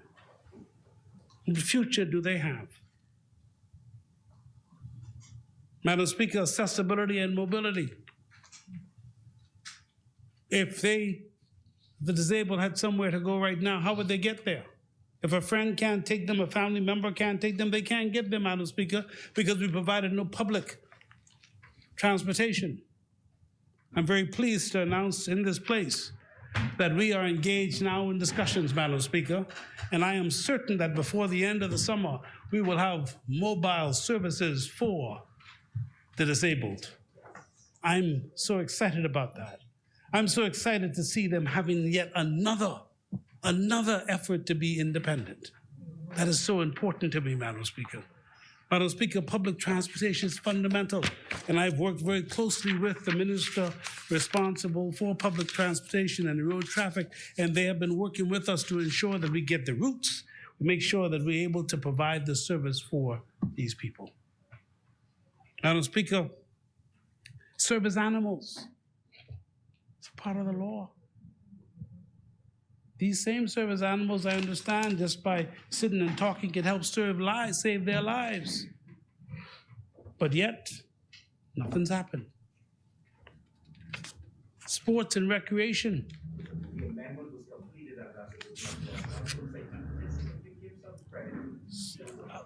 Sports and recreation. The minister, I will get there. Yeah. Sports and recreation. Minister, I thank you for today you tipped your hat and drew attention to the success of our Special Olympic athletes.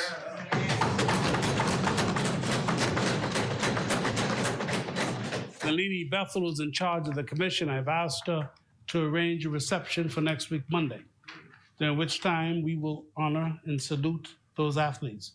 And we've sent an invitation to the Honorable Prime Minister to come and to give his congratulatory remarks and inspiration to these young people who went representing our country, and they do just so well. And we must show our love and our pride and our respect for them as we do for our other athletes. And so I thank you very much.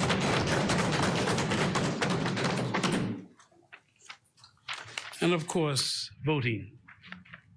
Madam Speaker, but these, and this is very important. This is so important to our country moving forward, equal opportunities. That's why it's called equal opportunities, and I want to congratulate Melanie Griffin for that as well, Madam Speaker. The work that she did, and we have not yet stopped to appreciate it. In fact, Madam Speaker, I must be honest, I didn't even know. I did not have an understanding of the work she was doing. I did not appreciate all that she was trying to do. I didn't appreciate that she had gone to international events and she'd taken on international conventions, brought back to the Bahamas, that she'd started this incredible work. Prime Minister, I hope one day that Melanie will be able to wear the honor of being honorable for life, because she certainly earned it.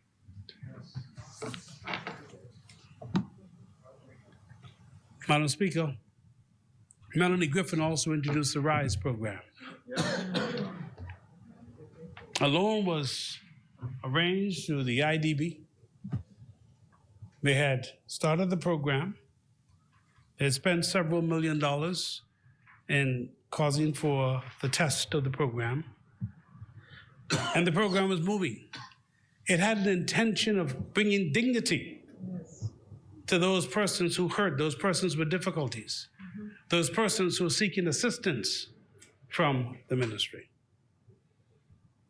Madam Speaker, soon after we left office, the records reflect that the IDB withdrew its support because of the lack of interest shown by the then government. The program fell apart. One component of the program, the promise, remained. And that program is where there's a proxy means test to see the poor of the poorest.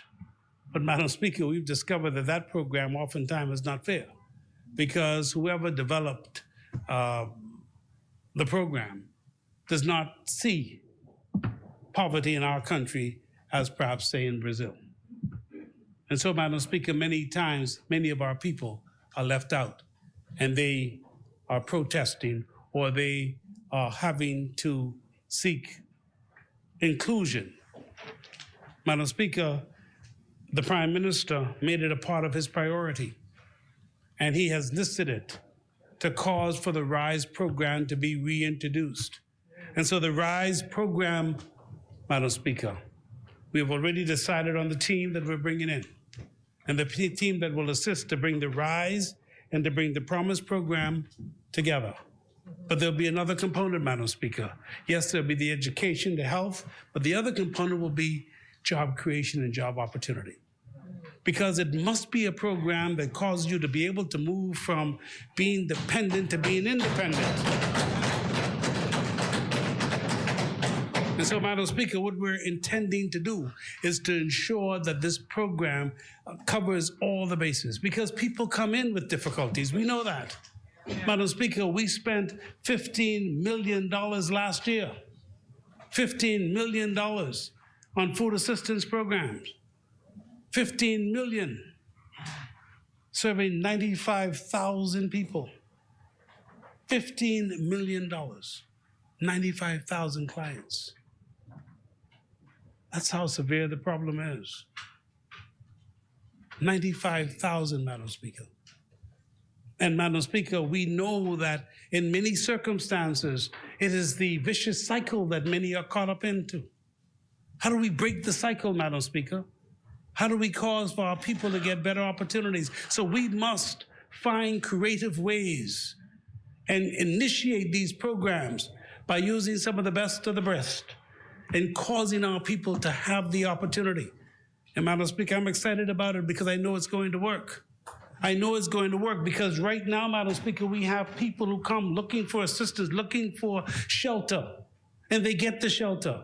And then you give them 1 week or you give them 2 weeks and they don't have a job. And then you say you have to move out. Where do they go, Madam Speaker? How do you put them out? And why do you put them out? How can you tell them you have to leave because you have nowhere to go, but I have 2 children? I just had a baby. I'm pregnant. How do you put them out, Madam Speaker? How do you tell them they have to hit the streets?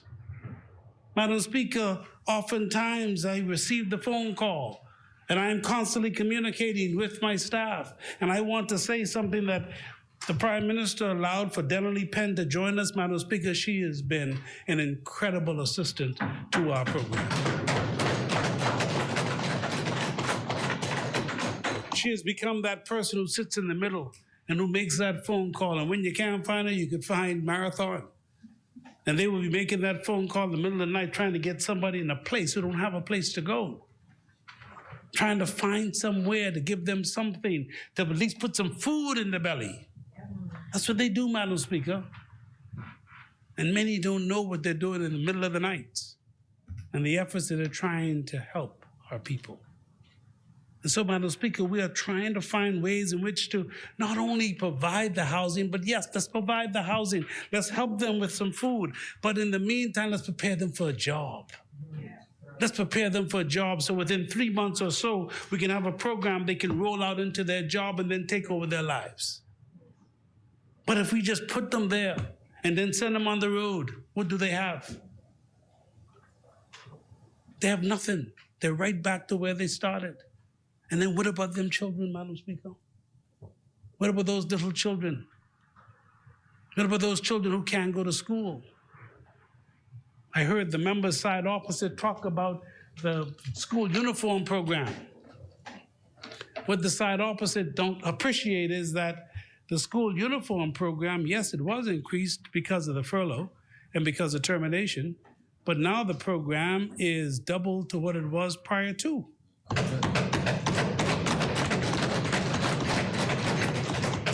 It was 400,000, now it's 800,000, and what you ought to know as well, that last year, only $95,000 was spent. Now, appreciate we didn't have school on a regular basis, but the reality is 95,000.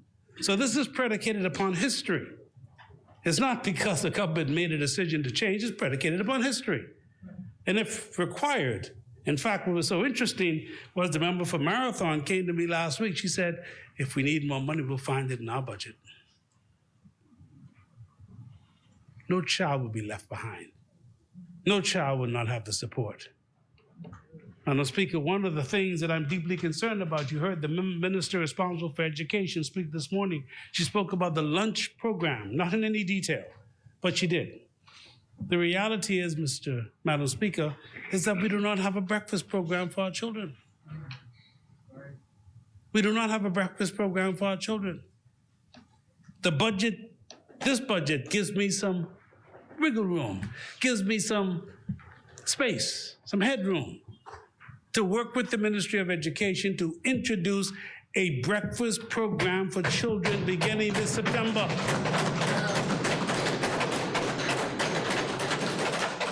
Madam Speaker, we're going to do that because I'm trying to figure out how if a child goes to school hungry, you expect them to do any work. What do you expect of a child who's hungry? Yes, they might have lunch, but they're hungry now. And you expect them to concentrate. Madam Speaker, other countries have done it, Jamaica, Brazil, many around the region have done it, Madam Speaker.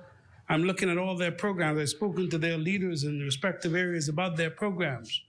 And Madam Speaker, we intend to move with haste to cause for our people to have breakfast for the young people.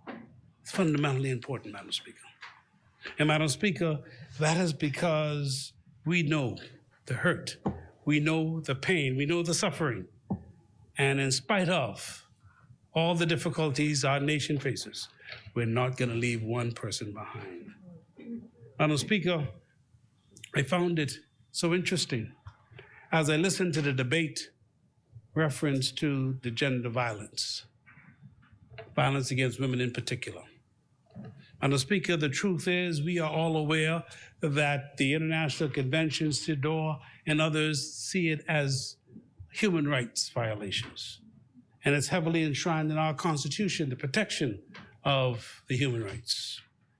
Madam Speaker, but I found it so interesting because, Madam Speaker, the work was already done.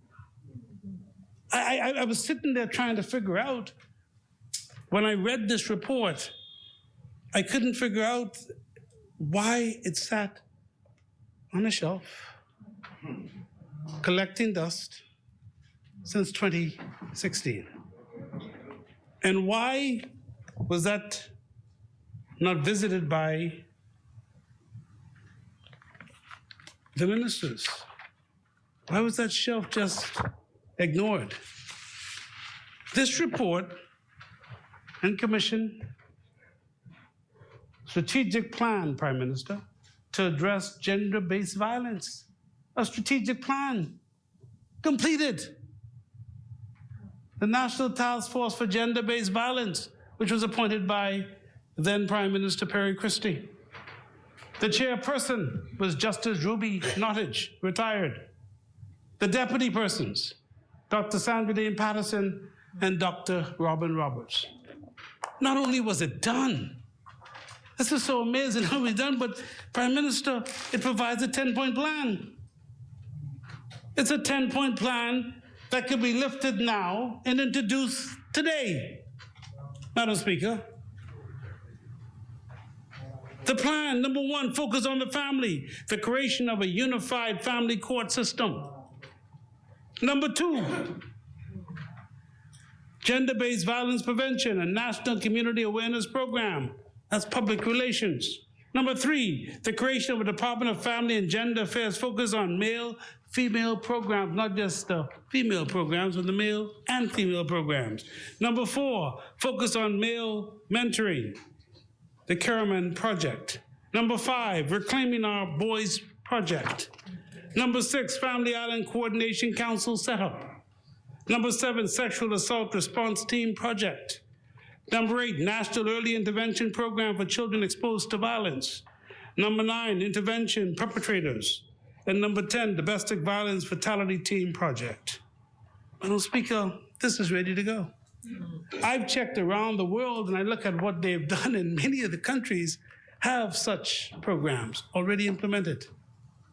I've asked Dr. Robin Roberts if he would consider chairing this body for me and taking it forward, to which he's given me a favorable reply. I'm looking forward to working with him, Madam Speaker, because this is a vexing issue. And we've been talking about this repeatedly for so long, but the work was done, the work has been done. Now, matters pertaining to marital rape, that is a discussion we're going to have, because I heard church leaders recently ask for more discussion. I've called church leaders and suggested dates when we will sit and discuss, because we have to get to the bottom of this, to end this dialogue, to ensure that when we represent the country at CEDAW and other international bodies, that we're able to speak authoritatively on the road, the move, where we're going and how we're moving forward. Because, Madam Speaker, it's been a vexing issue for far too long. Now it's time for us to arrive at a conclusion, one way or the other. Let's have the dialogue, let's have the discussion, then let's bring it here to the Parliament, and let the Parliament and let the leaders in this place discuss the matter. But, Madam Speaker, again, this is the work of Melanie Griffin. This is the work of Melanie Griffin. Sat down all these years, nothing was done. Madam Speaker, disabilities, the RISE program, gender-based commission, all on her watch. And could you imagine, had someone just taken them up and moved forward, the issues we're contending with now, we would not have to be contending with. We'd have been much further ahead, Madam Speaker. That is why I celebrate Melanie. That's why I believe that Melanie will make a difference and made a difference in the work that she did. Madam Speaker, I want to also thank the staff at the ministry, because they've had their share of difficulties. Madam Speaker, I want to thank my colleague, the member for Golden Gates, the incredible work she's been doing. Madam Speaker, we have 250 members of staff that are seeking to have their status regularized. All these years, many are sitting there, not regularized, sitting there, not being able to benefit from being an employee of the Bahamas government, not pensionable. Madam Speaker, that is difficult. But what I found incredibly amazing, I want to salute a lot of them, because you know what they did, Madam Speaker? Many of them went out on their own, took the little money they were earning, Prime Minister, and studied, got bachelors, got masters, and still only making a couple of dollars. Some of them today, Madam Speaker, are getting ready to retire in a year or two, and they have not been regularized. My colleague went down there, met with them, spoke with them, gave them that hope that was needed. She didn't run away from it. She went there and spoke with them, lifted them up, Madam Speaker, and they work hard, because you could never, ever, ever, ever appreciate the work that they do, the difficulty that they do, the struggle that they endure every single day of their lives. Madam Speaker, we also lost some, and I want to ask the House to remember the families of several of our members who lost their lives COVID. Ms. Betty Williams, she was the chief clerk of the supplies unit here in New Providence. Ms. Hazel Miller, janitress, work program, New Providence. Ms. Deborah Taylor, the work program, Persis Rogers Home for the Aged. Ms. Francina Rowell, work program, Elizabeth Estates Children's Home. Ms. Jarisa Barr, Case Aid, Eleuthera. Ms. Madeline Mather, Grand Bahama. Ms. Ruth McKenzie, Grand Bahama. And Ms. Tiffany McQueen, Urban Renewal, New Providence. And Madam Speaker, they lost their lives on the front line, giving service to the Bahamian people. They must be honored, they must be remembered. We'll find the fitting way to do so, Madam Speaker, and at the appropriate time. Madam Speaker, I want to turn to West End and Bimini, or West Grand Bahama and Bimini in particular. Madam Speaker, Bimini is one of the greatest islands in this country.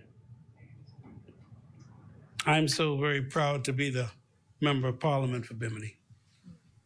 I'm proud because of the fact that I've been able to work with the people and help an island grow in its development, its economic strength, its incredible ability, the fact that it is one of the sports powers of the Bahamas.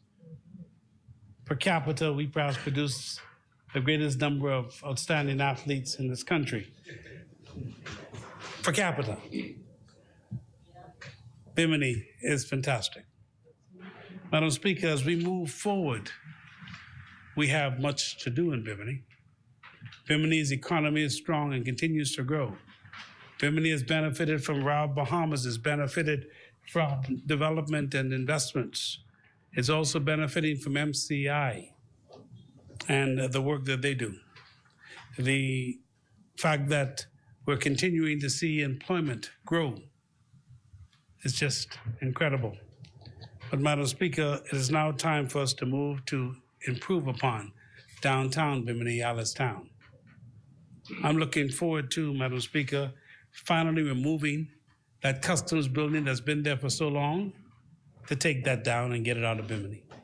It's been there condemned almost 30 years now, and we've not moved it. The old Alistown is not as, and I borrow the word of my colleague, sexy as it's supposed to be. But we want to return it to and transform it, Madam Speaker, to ensure that there's art and there's culture, that we can celebrate the wonderful history of Bimini. We want to ensure, Madam Speaker, that on the south side of Bimini, that we're seeing a new housing program. The minister responsible was there just recently, and not only did she open the Office for Road Traffic, thank you very much, but she also visited the possible site for the development of new housing in Bimini. Looking forward to that. We're now doing incredible work at the baseball field, and I'm hoping one day that that baseball field, Prime Minister, will wear the name of one of your great friends, and that is Randy Rowe, one of the great baseball players of our time. But, Madam Speaker, the work is continuing. The work is continuing. Of course, the educational programs and the work being done by Gilbert Roll, Pastor Gilbert Roll in Bimini, who today is working on planning camps for the summer. And he and Josh Wilkerson and others, individuals who are continuing to contribute to the island of Bimini. Madam Speaker, in West Grand Bahama, we're also in transformation. We heard the minister speak of the school in Holmes Rock, and she spoke of how that school will open by September. That school should have been open by now, but by September, we're fine. We started that work in 2015, 2016, and it's not finished yet. But I was out there just last week, and it's beautiful. It's going to be so outstanding. And Madam Speaker, one of the things that was emphasized, and the minister responsible for works at the time was the Deputy Prime Minister, who happens to be the Prime Minister now, was the height of the building. That building will serve as a shelter in West Grand Bahama, because we do not have a shelter in West Grand Bahama. That will serve as a shelter. And the minister responsible for NEMA was just there on the weekend. You see the need. You see the need for a shelter in West Grand Bahama. But that will serve as a shelter, Madam Speaker, because we don't have one in the West Grand Bahama right now. But it was built 8 feet up to ensure that we can do and provide that kind of service. But we also engage right now in what the minister responsible for Grand Bahama calls her beautification program. She says she wants Grand Bahama to be beautiful. and we're transforming West Grand Bahama. There's a cleanup program taking place, Madam Speaker, and I want just to point this out. Hundreds of young men working. Hundreds of young men working. And I want to give credit to my colleague, the Minister responsible for local government, because it became his idea in December. And he put some money into the program and got those young men working. And they've been working ever since, a follow-up program done by the minister responsible for Grand Bahama. And what has been the result? These young men working, crime is down considerably. There's no crime.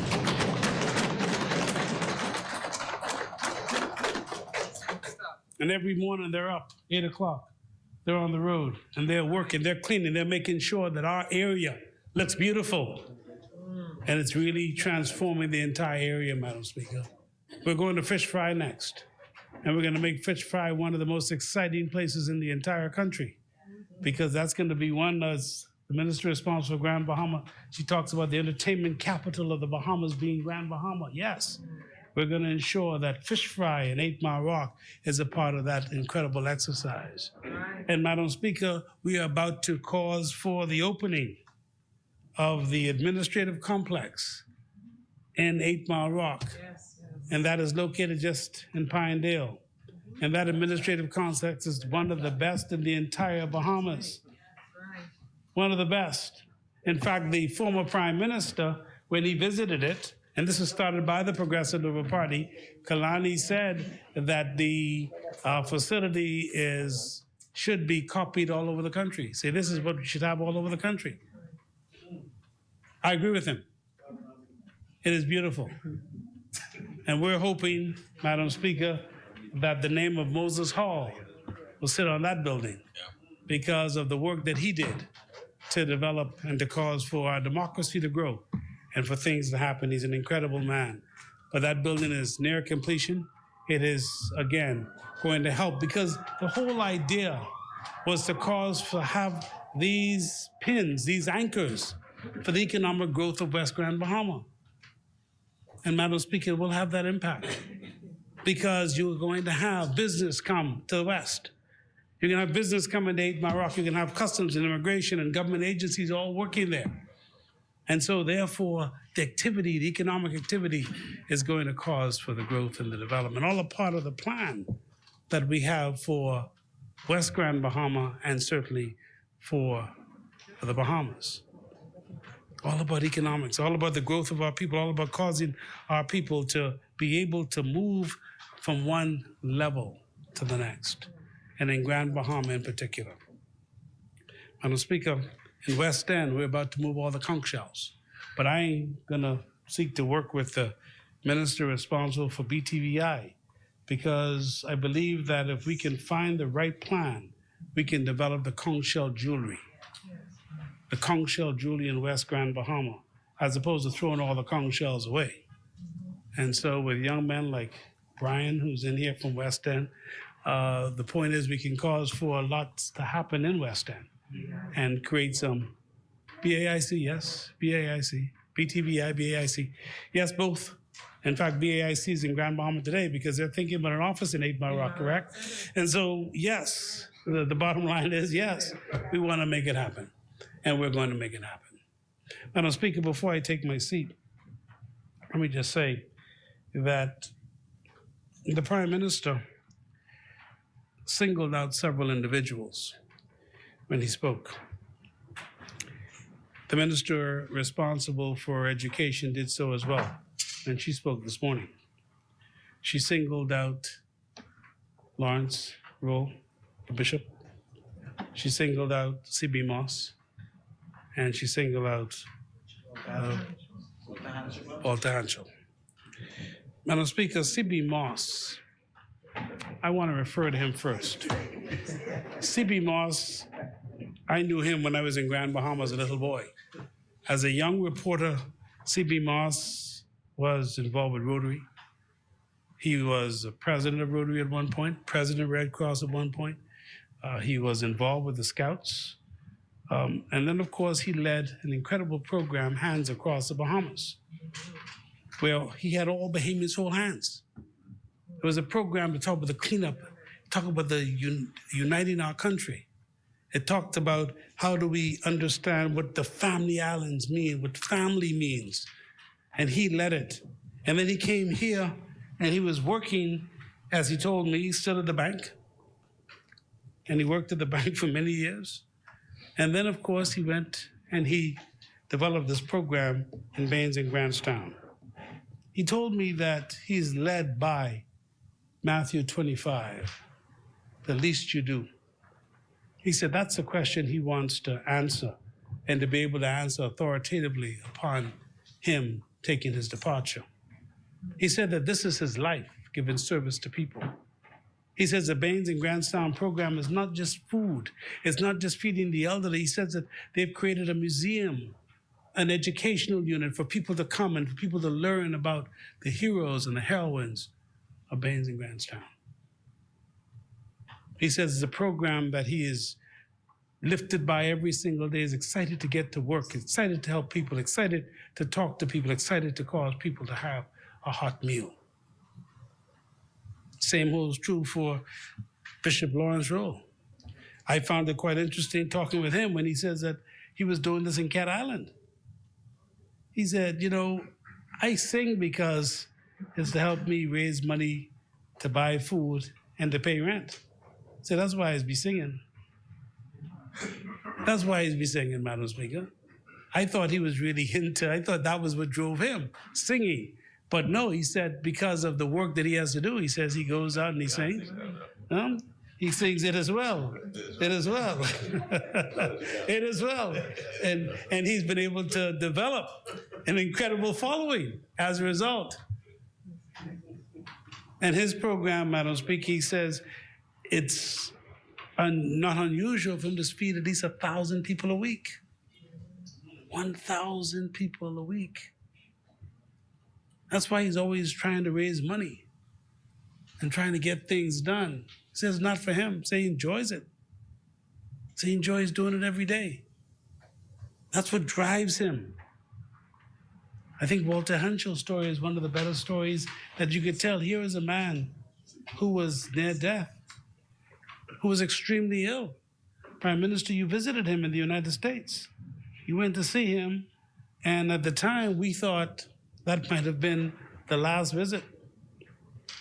I just was reading what I saw online and being told of how ill he was and that he wouldn't make it back and that cancer had taken over his life. But look at him today. When I spoke to him on the weekend, he was in Turks Island fishing. He was fishing. And I asked him about his program, and he's just saying, well, our program really is to be there for people.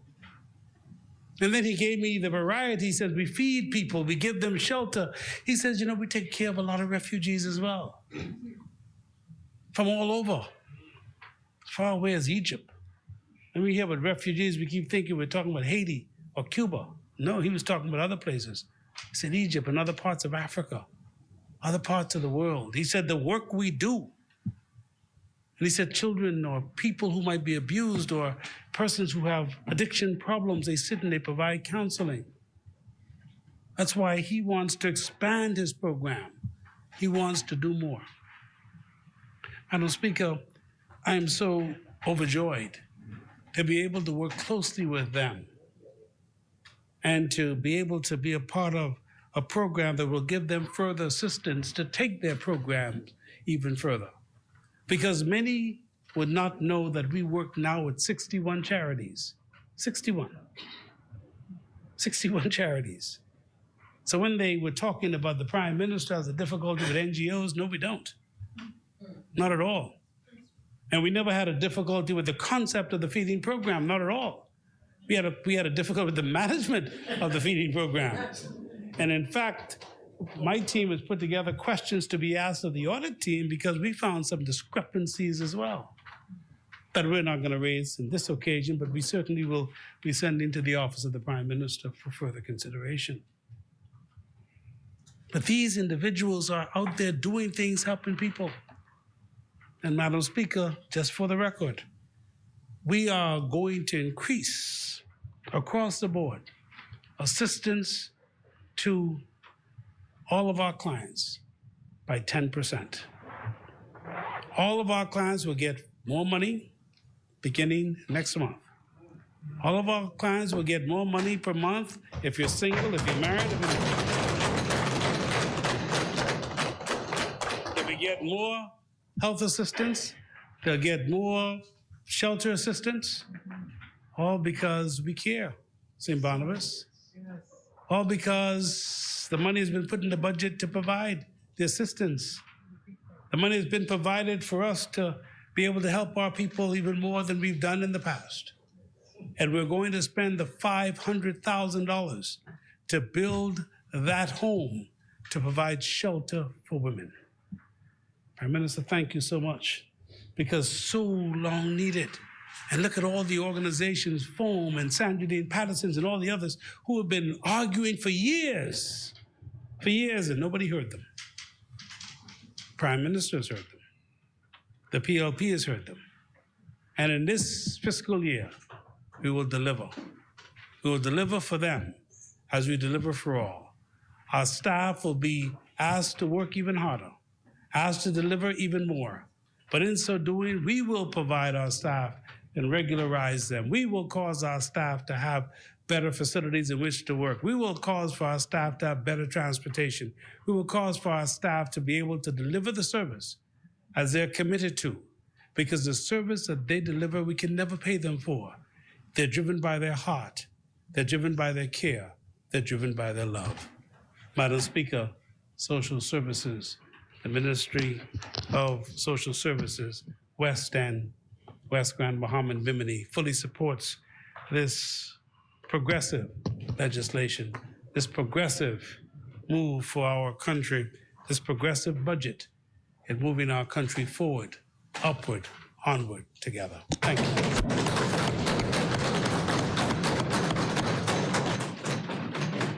Thank you, honorable members. The documents, I'd like. Order the documents be brought up.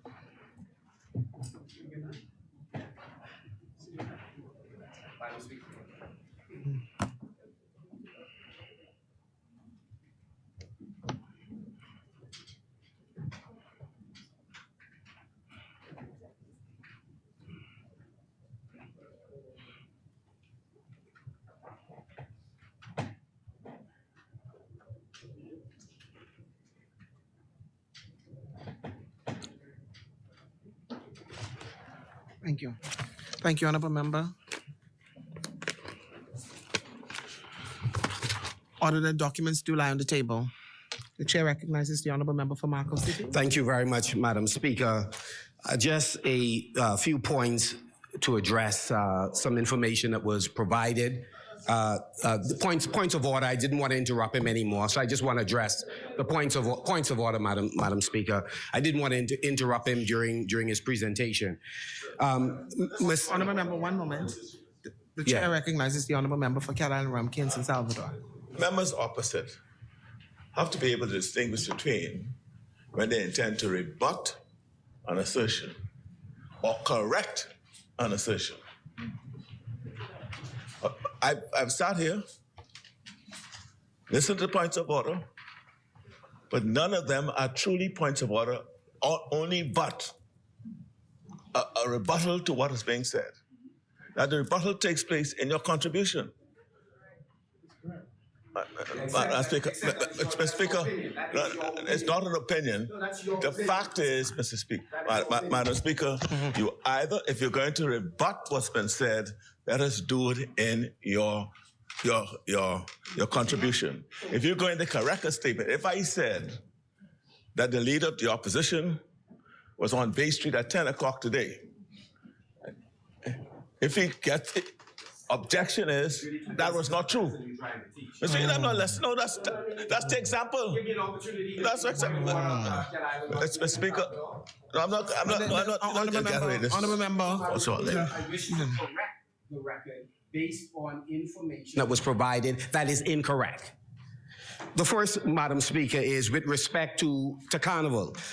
The member for West End and Bimini has said on more than one occasion, and in fact it was uttered a couple days ago as well, that the adjustment in the agreement with Carnival and the Freeport Container Port occurred during the 2015-2016 period under the Christie administration. Really, to a large extent, it is irrelevant. However, the record does not support that. So again, the agreement, you said it was an agreement that was inked during the Christie administration. The project has come full circle because it began under Christie, where the exception was given that a port could be in the precincts of Freeport, but it needed the assent of the Freeport Container Port. Correct. So my point is that did not occur during that period, because to date, the exact same point, that the exception was made that it could occur outside of the Freeport period. That did not occur during that period. That occurred 2019 and 2020. That's when that occurred. Honorable member, the chair recognizes the honorable member for West Bahama. No. What I was let me just explain it to you. In 2002, when it was first discussed, the thought was it would be in Williamstown. That's correct. And it was not allowed for. Correct. When we became the government, the PLP in 2012, discussions began, and we went to a long, arduous task discussing it again with Hutchison Wampoto. It was prohibited. That's right, because of the arrangement made in 1995. What they did. Right? So the discussion, Hutchison finally agreed, and it was signed, the agreement was signed, that's why it was outside of Freeport, in the Eastern area. That was signed in 2017. We signed it. When you came to office in 2017, you changed it, and the adjustment was made with the Port Authority, where you changed the land, and the land now more back in Freeport. Right, that was done in 2019. That's what we're saying. Again, so Thank you, honorable member. The agreement that you just recently signed is an agreement that was, the heads of agreement was developed in 2019, 2020. That's correct? No. The heads of agreement for Carnival was developed in 2019, 2020. Is that correct? Change of the property was confirmed in where they are now. Yes. That took place in 2019. Correct. So that arrangement had to be made with the Port Authority and Carnival at that time. Yes. But that's accepted. We're not fighting that at all. The only point that I wanted to make was we started the discussion in 2002, and as God would have it, we're now the government responsible for causing it to happen. Thank you, honorable member.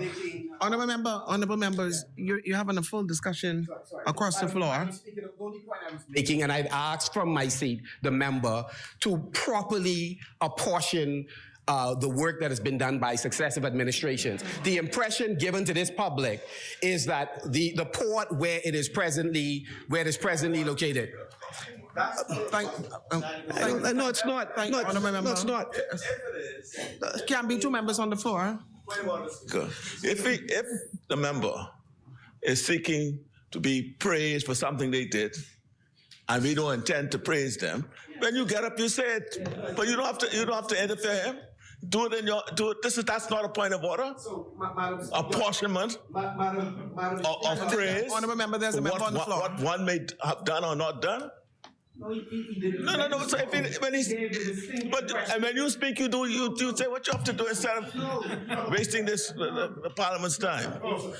Thank you, honorable member. Madam Speaker, the second Honorable member. is the mic on, Madam Speaker?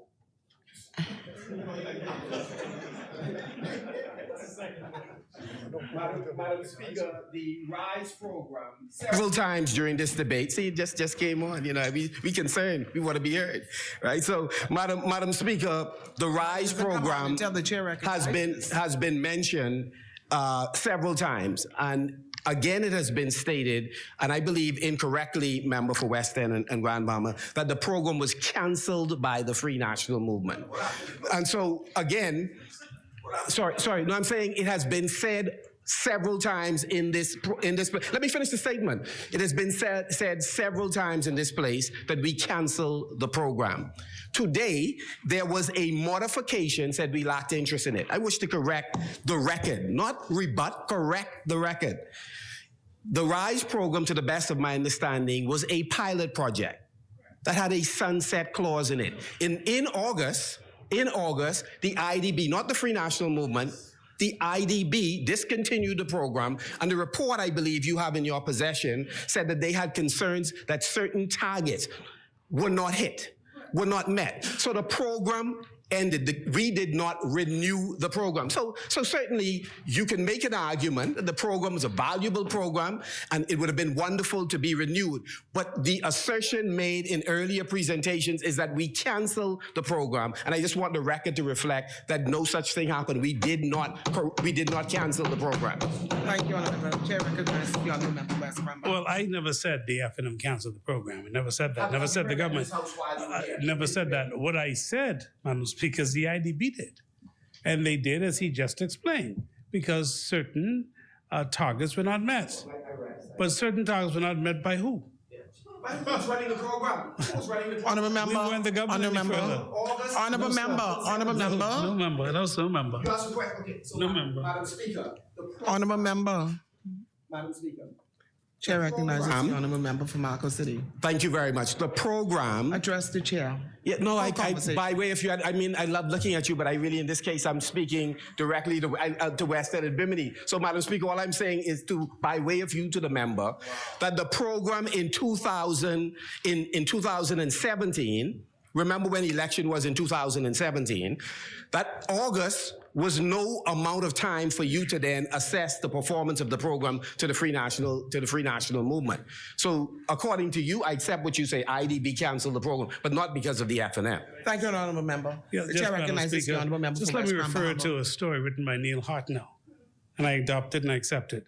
The story says, poverty-stricken families and the Bahamian taxpayers have received almost no value from a nearly $5.4 million investment in welfare reform that was halted by the Minister administration. Halted. IDB said halted. Halted. That's what the IDB. An Inter-American Development Bank report 2007. on efforts to reform the Bahamas social safety net, which it helped to finance, revealed that the already launched initiative was canceled after the change in policy direction that followed the May 2017 general election. That is what it says. That's true. That's what it says. Okay. Thank you, Honorable Member. As many. Sorry, Madam Speaker, can you then table the report that you have? The assessment of the RISE program. This program that you just quoted from, can you table that report? Honorable Member. Yes. Honorable Member, we will deal with all of these Yes. various issues when we go into the Committee of the Whole, and there will be a question and answer period. Thank you, Honorable Members. The Chair recognizes the Honorable Member for Marathon. Madam Speaker. And good afternoon to the Prime Minister, the Member of Parliament for Cat Island, Ramkey and San Salvador, the Honorable Philip Brave Davis, my colleagues opposite, and of course the fine people of Marathon, and to the Bahamian people who are watching. Madam Speaker, please permit me to start by saying I would like to give thanks to the Holy Spirit, who's the head of my life and given me the strength to be here today. Also, Madam Speaker, please permit me just a little time to give this House a story of Deborah in the Bible, who shows us and taught us that one little story, that God has called ordinary people to do extraordinary things that can only be accomplished through the Spirit of God. I am moved and persuaded that I am Deborah the Bible talks about.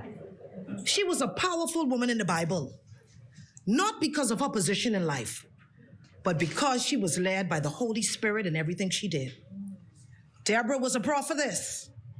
She was an honored judge, a great role model for all those who called to lead. Deborah held court under the palm of Deborah, and the Israelites went up to her to have their disputes decided.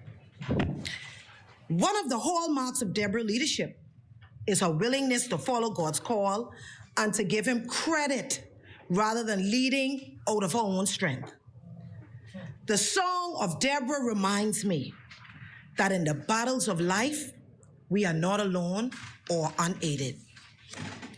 Madam Speaker, as I stand as Deborah today, I say, Deborah was a woman of great wisdom, revelation, and discernment in the Bible. She had the prophetic gift, including knowing the times and season of the Lord.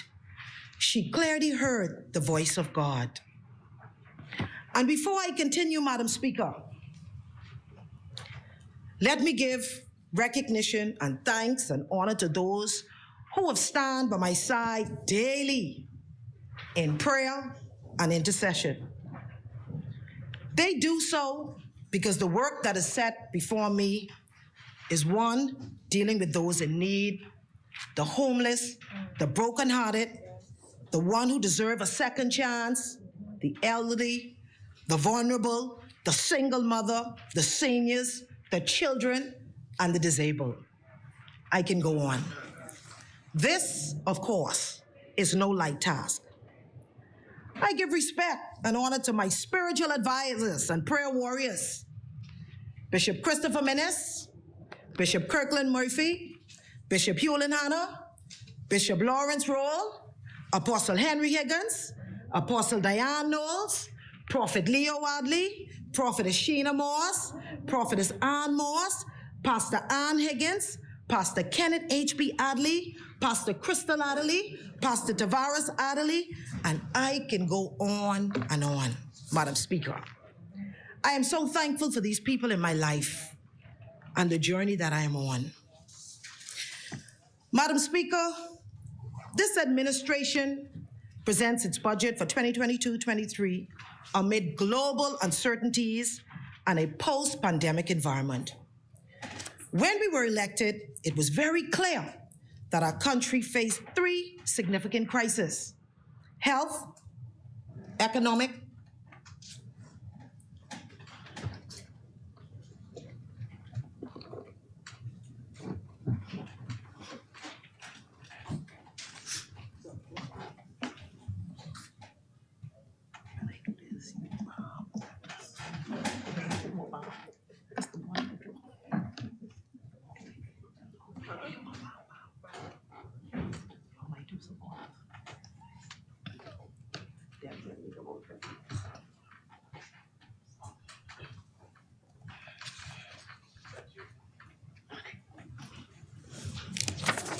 Deputy Speaker. The Progressive Liberal Party's blueprint for change gave the Bahamian people a better way forward. Our plan for governing offered Bahamians relief with dignity, a more dynamic and inclusive economy, a plan to create jobs, and a path to revolutionizing how we educate and train our people. This administration is committed to delivering on the big changes our country needs. We are committed to solving our nation's hardest challenges together with the collective ability of the Bahamian people. Our country has the talent, the ingenuity, and determination to rebuild, revolutionize, and transform our communities. Deputy Speaker, this budget lays the foundation to take the country in a new direction and lift our people. The Davis administration budget reflects this administration's determination to confront the challenges of the rising cost of living and building a better future. This budget is built on providing compassionate relief for our people and investing in their progress. The Prime Minister has leveled with the Bahamian people on the depth of challenges and the many obstacles we face. Additionally, the Prime Minister reminded the Bahamian people that they deserve support and a government who have their back as they struggle to weather crisis on multiple fronts. Deputy Speaker, in this budget contribution, the Prime Minister told the Bahamian people that they deserve the kind of opportunities to make the best of the God-given talents that allow them to thrive and give their children a better life. I believe the Bahamian people deserve a government that responds with action, lives up to their promises, and is honest when the realities of those promises are faced with unforeseen hurdles. Madam Deputy Speaker, the Prime Minister and Member of Parliament for Cat Island, Rumkey, and San Salvador has brought brave leadership in a period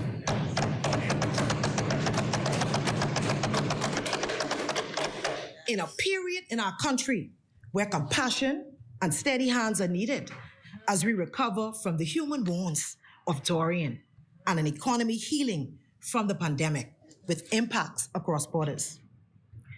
As members of Parliament, we owe the Bahamian people an approach to public policy that elevates the national discourse.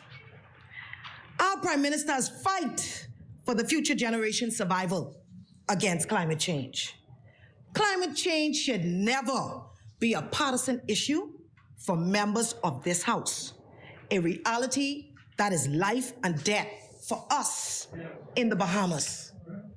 People died, communities flattened, and families changed forever because of Hurricane Dorian. Leadership requires the Prime Minister to show every day on their behalf to tell the world, as the Prime Minister said, that our children deserve to grow up in a country that is not trapped in an endless cycle of climate-related debt. Point of order, Mr. Deputy, the statements of the member, in my view, misleads the public into thinking we are of a different view relative than the government in terms of climate change. We share the same view that there's a need to bring attention to small island developing states. So at no point did any member on this side give the impression we do not support work to heighten the condition that small island states are in, and in particular the Bahamas. So we are united on that particular point. Deputy Speaker, I am really thrown back that the member from Marco City would think that's the interpretation of it. I'm generally speaking onto what our Prime Minister and his thoughts and all that he have done to open our minds and encourage us as it relates to climate change. It has nothing to do with what the opposite did or did not do. It's not a partisan issue. Deputy Speaker, today our realities as a country are unprecedented. Hurricanes will definitely become stronger. The fallout from the pandemic continues to linger. Global inflation is now hitting the Bahamian family tables, and the world economic environment is shifting. While we don't control what happens outside our borders, we do control what happens at our edges. As a government, we are responsible for how we confront the urgencies of these challenges. The budget is a measured, pragmatic approach on the way forward on how we manage our debts, help Bahamian families through tough times, and grow a more resilient and robust Bahamian economy. As the Prime Minister mentioned in his contribution to this debate, we are living with the results of the decision made by the Minnis-led administration. Deputy Speaker, the Davis administration in the past 8 months has certainly delivered on its promises. Lifting the curfews, ending emergency orders, reopening the economy, delivered on free COVID-19 testing and distribution of medical grade masks, paid hardworking nurses and doctors what they were owed, and travel fees, reopened schools, provided more robust security for our seniors by increasing their pension, and we put shovels in the ground and are now building homes for Bahamians. Please tell me we have not lived up to our promises. And certainly, the Davis administration has changed the fate of the Grand Lucaya property and got the deal the government deserved. Yes. Deputy Speaker, delivering on these key promises is every indication of an administration demonstrating to the Bahamian people who have given us a mandate that we are serious about bringing about actual governance that knocks down barriers and provide opportunities. The way forward for Bahamians in this budget outlines a framework for an economy where opportunities are more accessible and widespread. The budget prioritizes the urgent need for immediate measures for Bahamians to weather the inflation. The David administration is taking steps to provide compassionate relief to our people. What are we doing?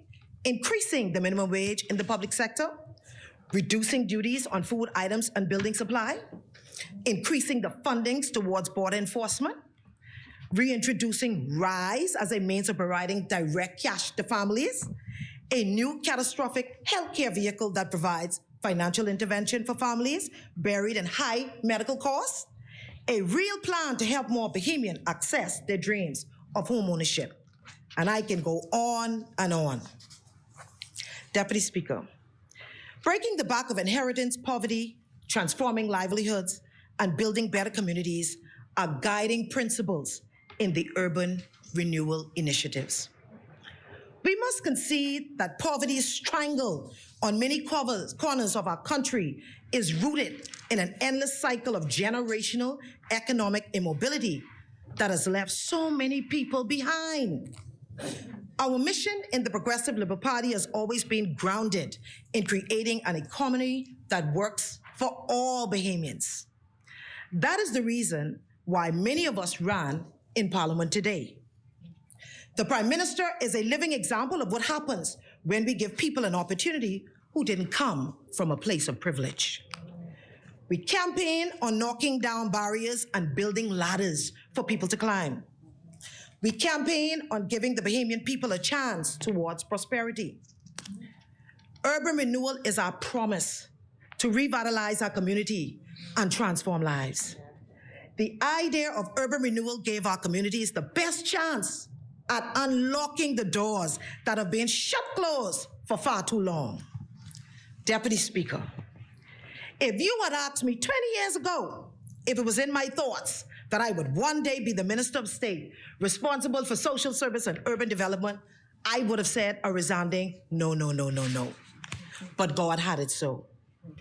The Urban Renewal Project is the brainchild of the former Prime Minister of the Commonwealth of the Bahamas, the Right Honorable Perry Gladstone Christie. It was one of the most ambitious social intervention programs ever to be launched in the Commonwealth of the Bahamas. It is, of course, a comprehensive approach to crime, antisocial behavior, and community safety.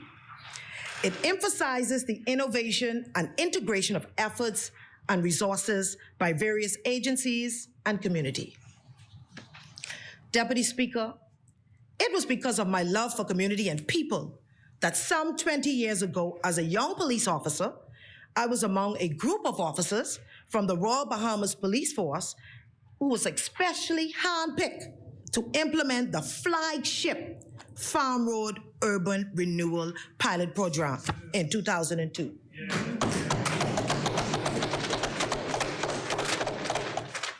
Permit me a second.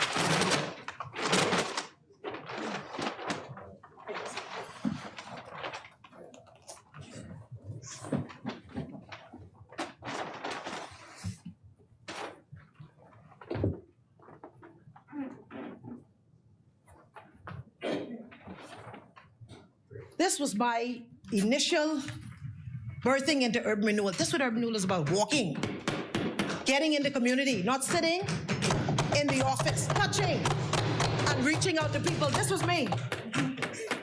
And this is Glennis Hannah Martin. She didn't know I had this, right? Years ago. You see how nice and young she was? This was when urban renewal won. You're growing gracefully. And this was when we won the award for the top community policing program in the world. In the world.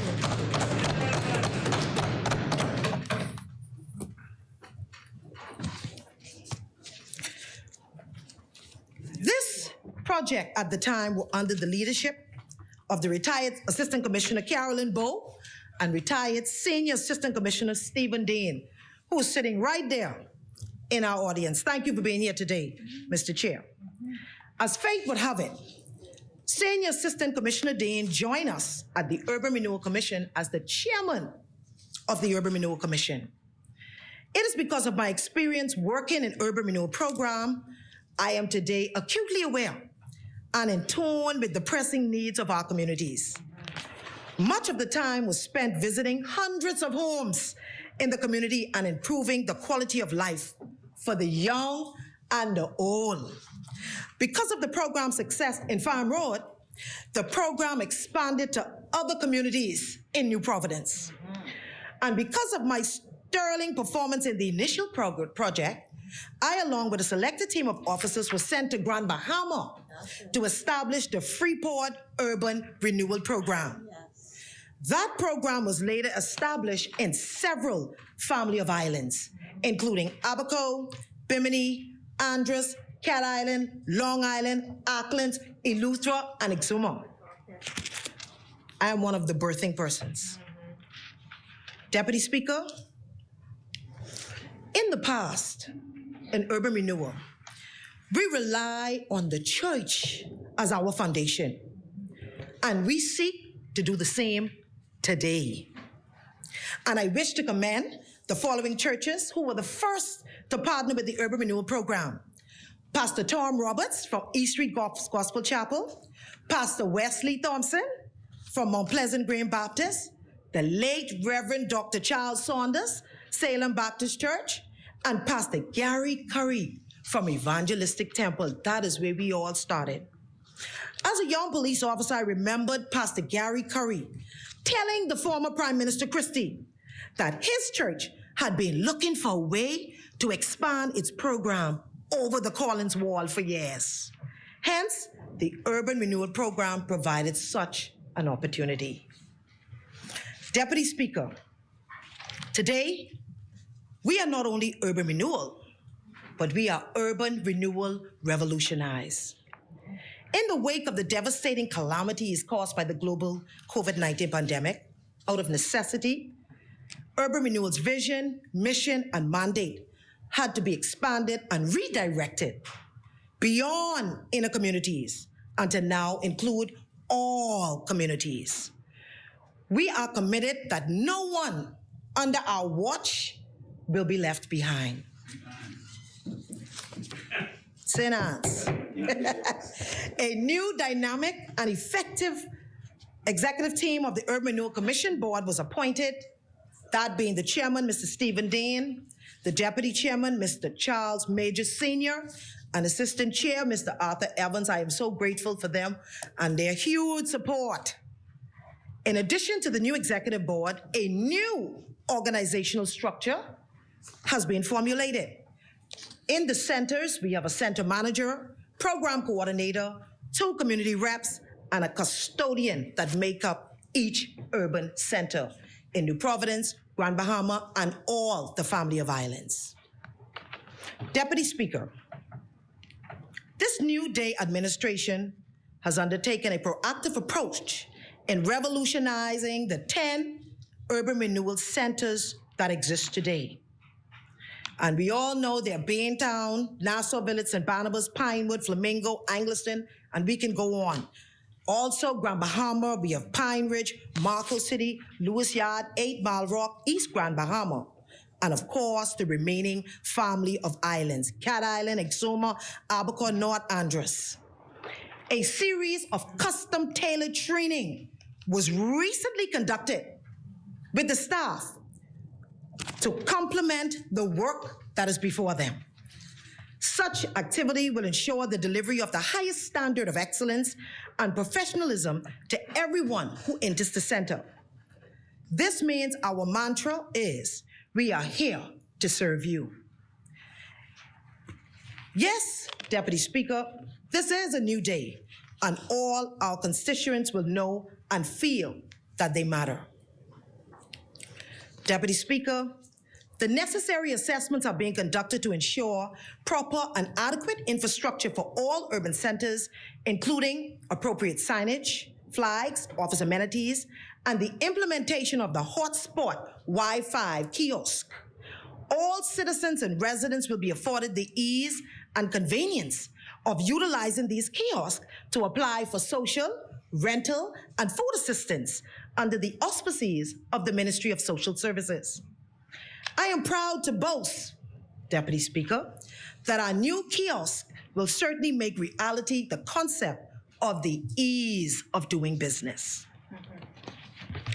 Deputy Speaker, under this administration, to ensure the holistic state of homes for the Bahamian people, including roof repairs, landscaping, painting, and eradication of outdoor restrooms, the minor roof repair department is now transformed to the small home repair department.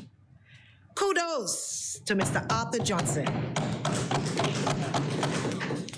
who was the former senior building inspector, and he's now our consultant of the small home repairs.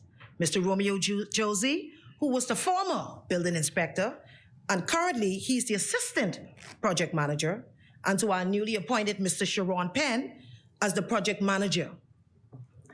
These gentlemen have been tasked with spearheading this vital initiative for residents throughout our entire archipelago, along with the qualified urban renewal building inspectors and independent contractors.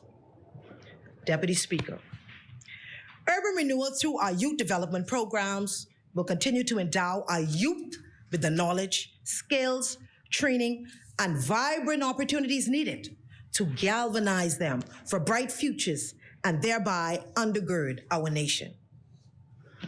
These programs include, and certainly is not limited to, we have our Urban Renewal Revolutionized Sporting League.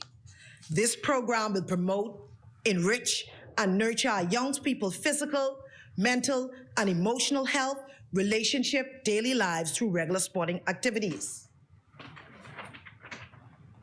And here, Deputy Speaker, this is just one set of the team of kids now at the Sports Center under the leadership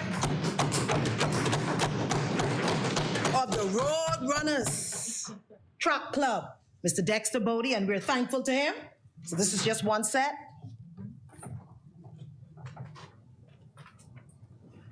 This is the kids now, right now.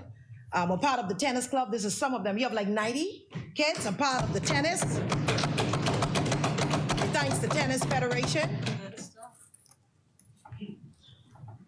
Sometimes I hear that the instructors, the persons who accommodate them, some days when they're not allowed to go, the kids will tell the instructors they want to go.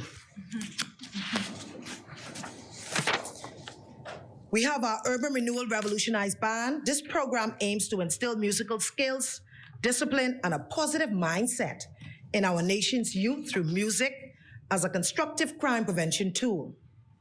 Training is given in concert, marching bands, and organized dance to assist in future job opportunities and scholarships. In February 2022, Shaw University in Raleigh, North Carolina, the United States, afforded the Urban Renewal Revolutionized Band members scholarships. 10 of our students were given scholarships to attend Shaw University.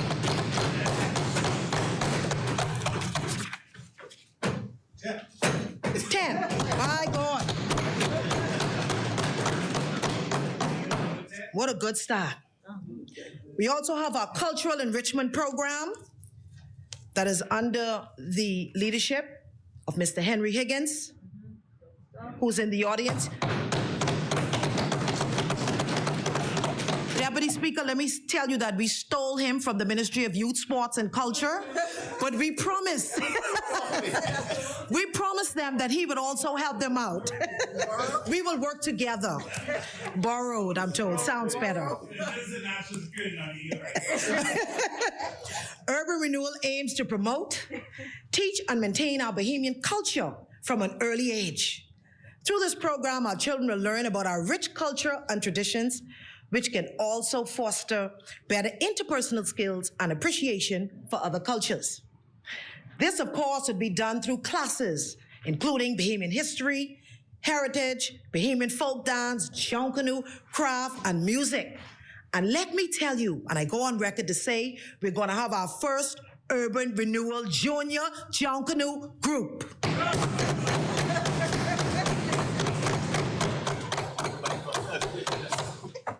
Deputy Speaker, our educational programs, of course, would include a wide range of after-school programs, including the Maritime Academy, the GED program, our sewing program, and our computer club programs, which I will speak on a little further. Deputy Speaker, the poor, the disenfranchised, the unemployed, the at-risk youth and children and their parents, senior citizens, and all Bahamian citizens and residents will find that our urban renewal centers will have tailored projects and programs for all. Since the election of this New Day administration in September 2021, in December 2022, I am proud to report that your Urban Renewal Administration hosted a Christmas tree lighting ceremony in partnership with What Would Santa Do Foundation.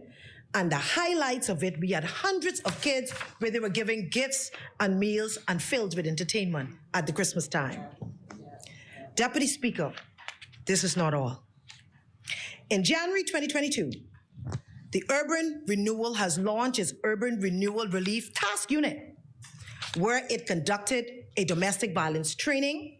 And this unit was created to build a cohesive partnership with the various government agencies, NGOs, and other private individuals, and entitled to combat the multiple issues of domestic violence in our country.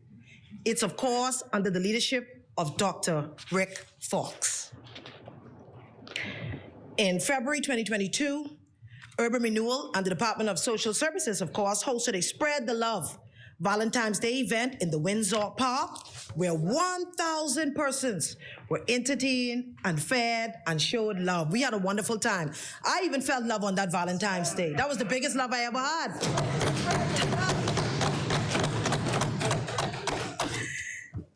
In May, we had a Mother's Day event that was held in New Providence and Grand Bahama under the theme, She's Royal. Hundreds of mothers attended this event. Deputy Speaker, the Urban Renewal, Ginger, you was there too. Deputy Speaker, the Urban Renewal Authority Bill will be introduced to reestablish the Urban Renewal Commission as an authority.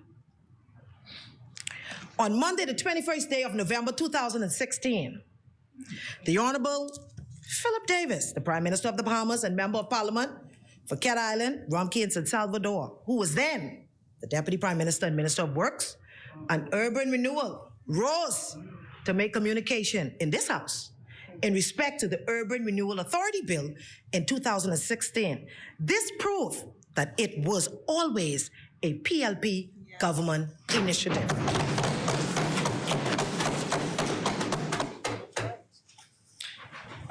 Deputy Speaker, of course, I wish to thank the entire staff complement of the Urban Renewal Commission, the Urban Renewal Directorate, the Urban Renewal Centers, and the police officers who are all attached to Urban Renewal. And I must say a special commendation goes out to Senator, the Honorable Kirkland Russell, the Deputy Director of Grand Bahama, Abaco, and Bimini.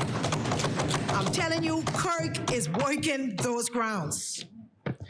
And Superintendent Theodore Campbell, the officer in charge of the Urban Renewal Division with the police. And I also would like to extend our sincere gratitude to Corporate Bahamas and all other persons who have provided generous donations to the Urban Renewal Foundation thus far. We have not yet launched we get a couple of these. I only bring one. If I bring too much, you wouldn't sponsor, right? This one of our donors who didn't want to be named, yes, donated $5,000 thus far to the Urban Renewal Foundation.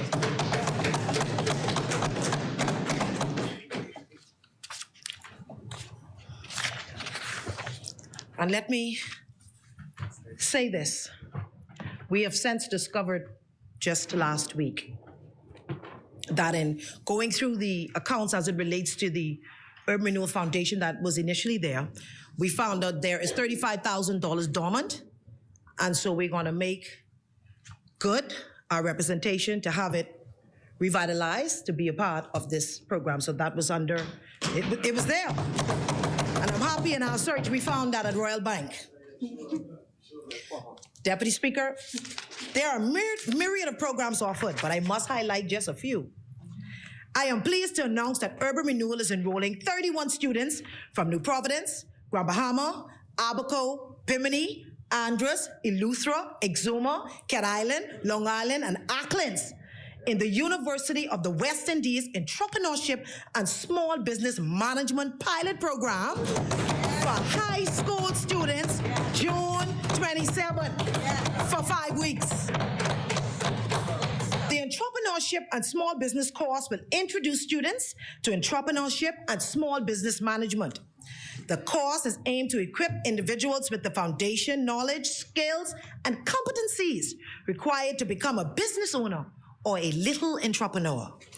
The program seeks to provide theoretical and practical knowledge so that individuals have the best chance of success. No family island will be left out. Upon completing the course in the selected program, students will receive a certificate valuing 3 continuing education and professional credits. Deputy Speaker, the Urban Renewal Foundation was launched on October 30, 2013, under the leadership of Urban Renewal Commission co-chairs, the Honorable Arjun Allen and the Honorable Cynthia Mother Pratt. The Urban Renewal Foundation serves as a government nonprofit facility for depositing financial donation by governments, local and international corporate citizens, and by private citizens like yourself, if you'd like to fund urban renewal projects and community programs. I wish to thank the former co-chair, the Honorable Algernon Allen and Cynthia Pratt, along with their foundation members, for the outstanding job in raising a substantial amount of funding to support the many programs in the past. And look what I found. Look at me in the white. That's when I was one of the band directors. See me there? Young again. I found this. This is a $15,000 check. There's Algernon Allen, Perry Christie, Shane Gibson, Marcus Bethel, Mrs. Look at this. You see that? Angelson was right there sitting. $15,000 was initially given to the band.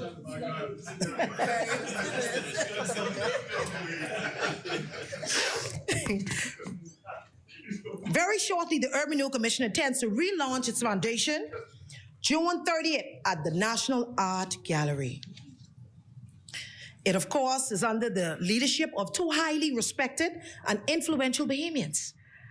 Our chair, Mr. Stephen Dean, who is so good at raising funds. He is a Rotarian. You know how the Rotarians are. And our foundation consultant, Dr. Sheena Morse. They will be assisted by several soon-to-be-named highly respected individuals who will serve as the foundation members. Deputy Speaker, I am confident that under the able leadership of Chairman Dean and Dr. Morse, a goodly number of local international partnerships will be forged, all of whom will no doubt be persuaded to give generously to Urban Renewal Foundation for financing the Urban Renewal's beautiful projects and programs.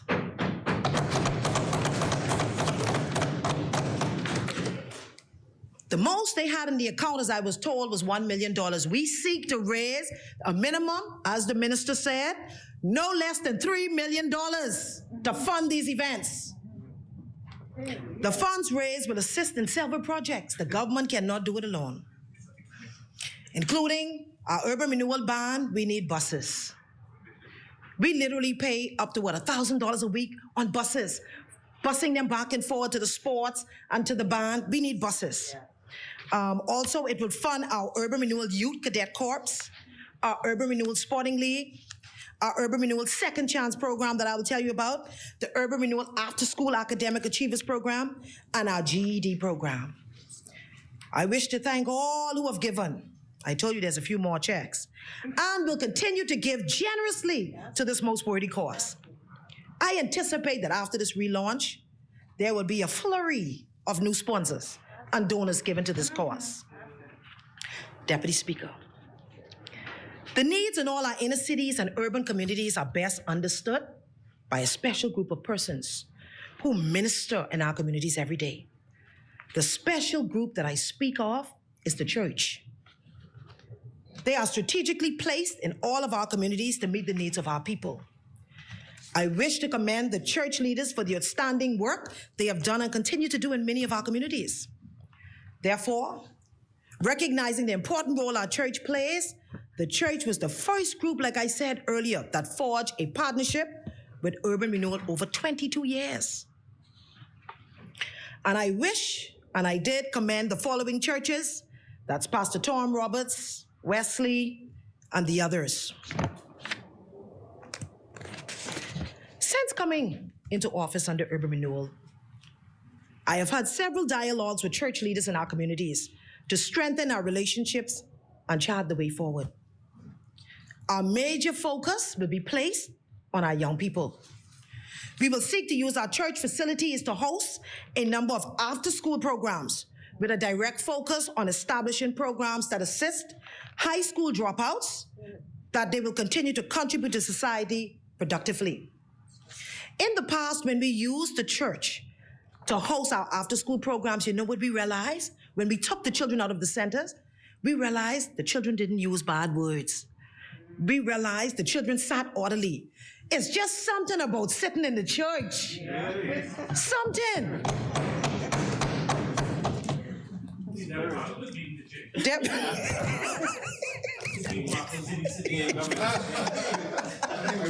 So I rebuked them.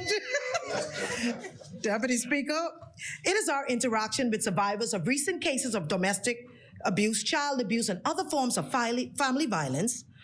One thing that came up was the survivors' desire for early intervention, quick response, and immediate help to be given to them when they report cases of family violence.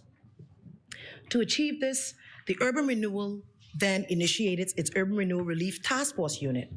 And of course, it was established and we work in collaboration with other agencies, the Crisis Center, and other private sector agencies to take a more effective and efficient response to prevent and intervene in these incidences. Among the collaborative approaches, the Urban Renewal Relief Task Force seeks to undertake enhanced training for the task force members and NGOs to better address the needs of survivors, perpetrators of family violence, and to improve the care rendered. This unit would also give a structured training program for persons with certain mental health conditions or have some other underlying issues, as opposed to just providing a transitional place of stay. Anger management for men and women will be given, and I would say we will not only help the victims, but the aggressors. A mentoring program for students who are being suspended from school, domestic violence intervention training for community leaders, intervention programs for abused men and women. Men get abused too. We've seen it. Counseling for persons with substance abuse, conflict resolution therapy, and relationship counseling. Deputy Speaker, I would like to publicly thank Charlene Paul from Seawell, Candy Gibson from Forum, Marissa Mason-Smith, Bradessa Moore, and so many other NGOs who are on the ground, feet on the ground. When we call them for help, they help us with incidences like this. And at Urban Renewal, we see the great extensive work that our NGOs undertake in the community by helping the homeless, feeding the poor. And I must say that we will join hands with them collectively now and strongly, and we also will give them some financial support to execute many of these concerns. In our collaboration with them, they have committed to provide us with emergency domestic violence assistance, including on-call volunteers, this to address immediate needs in order to provide critical assistance to victims after 6. Foam and Zonta has committed to this. They will also provide emergency rental assistance. When I say emergency, I'm talking about right now. I get thrown out right now. I living in my car right now. It's going to happen right now. They have committed to assisting us in these areas. They also commit to provide educational reform, programs to support legislation for GBV, and preemptive programs to avoid violence against women and children. They have also committed to provide the establishment of police-vetted and appropriate trained volunteers who would assist in these areas to ensure that we don't bring on perpetrators as volunteers. And we commit that we will assist them financially and any way to move this cause forward. Deputy Speaker, Urban Renewal will establish a Citizens Advisory Committee in every community where our urban centers are located. The Citizens Advisory Committee will serve in an advisory capacity to the centers as a work group of community members who are passionate about the well-being of their whole community and understand the importance of engaging others in addressing issues that impact the quality of life in neighbors. The committee is driven by the imagination of the members and is intended to be a reflection of the community's viewpoint, not what we want for the community, but what the community know they need in order to be effective. It should be the duty of the advisory committee to inform the Urban Renewal Center of the community problems and concerns. The advisory committee will identify community problems and probable solutions to mobilize the community and the police and other agencies' resources to solve these problems.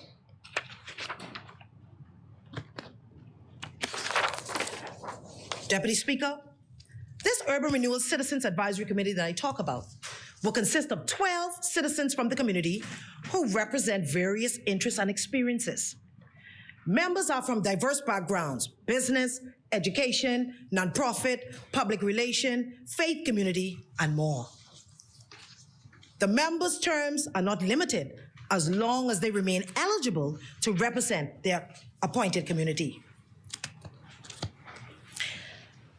Deputy Speaker, this is the part most of the Bahamians, I'm sure, at this point, is concerned about. As a priority in our blueprint for change, the PLP government officially launched its Urban Renewal Revolutionized Small Home Repair Program in New Providence and Grand Bahama in early May. Already, 30 contracts have been drafted and ready to execute. Everyone have been asking about this. Have been ready to execute starting tomorrow and continuing for this week.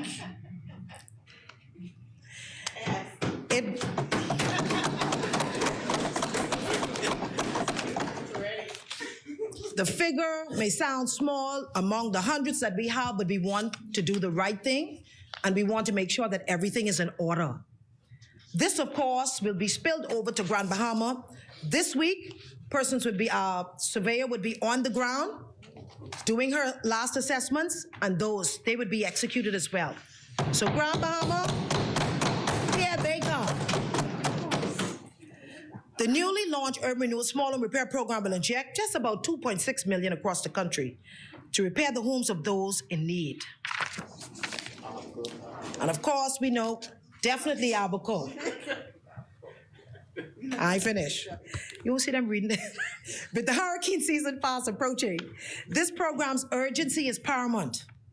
While the focus is nationwide, priority will be given to Grand Bahama and Abaco residents who are still recovering, and Bimini.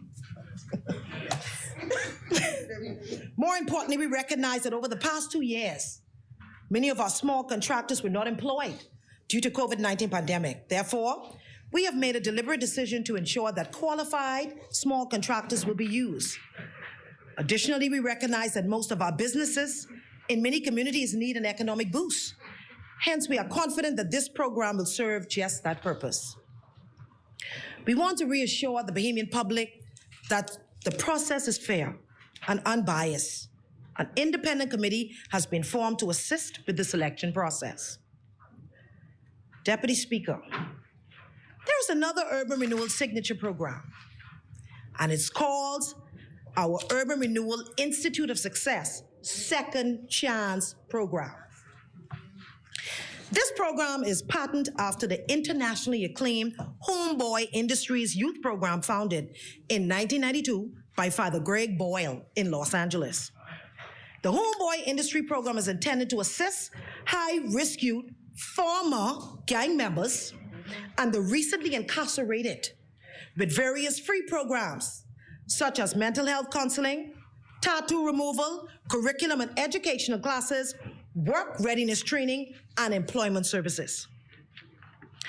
This program will help young people who were former gang members and former inmates to have an opportunity to acquire job skills and seek employment in a safe, supportive environment.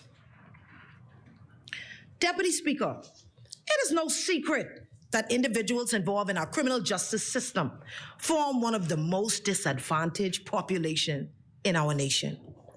They are faced with a myriad of challenges and harmful stigmas that prevent them from successfully entering our society. Some of these challenges include getting employment, accessing education, substance abuse treatment, and health care. Against this backdrop, the concept of the Urban Renewal Institute for Success Second Chance program was birthed. This program is designed to provide hope, training, and support to previously incarcerated persons and persons with criminal convictions, allowing them to redirect their lives and become contributing members of society. And let me say that this program is only for those who want to be helped. We believe that formerly incarcerated individuals or persons with past involvement in our criminal justice system deserves a second chance to prove that they too can become productive members of society. Overcoming employment, education, and housing barriers are paramount to successful integration. Obtaining and maintaining sustainable employment after imprisonment is a protective factor in reducing recidivism. Deputy Speaker, how will this program work, one may ask? Participants will enroll in a thoughtful, strategic 6-month program that focuses on healing just as much as it's focused on developing work readiness skills. The program will consist of in-class academic studies, job training, instruction in literature, economics, philosophy, and civic engagement. Participants will also learn professional and life skills, personal finance, career planning, business communication, business ethics, public speaking, self-advocacy. Also, there will be treatment for mental health and substance abuse.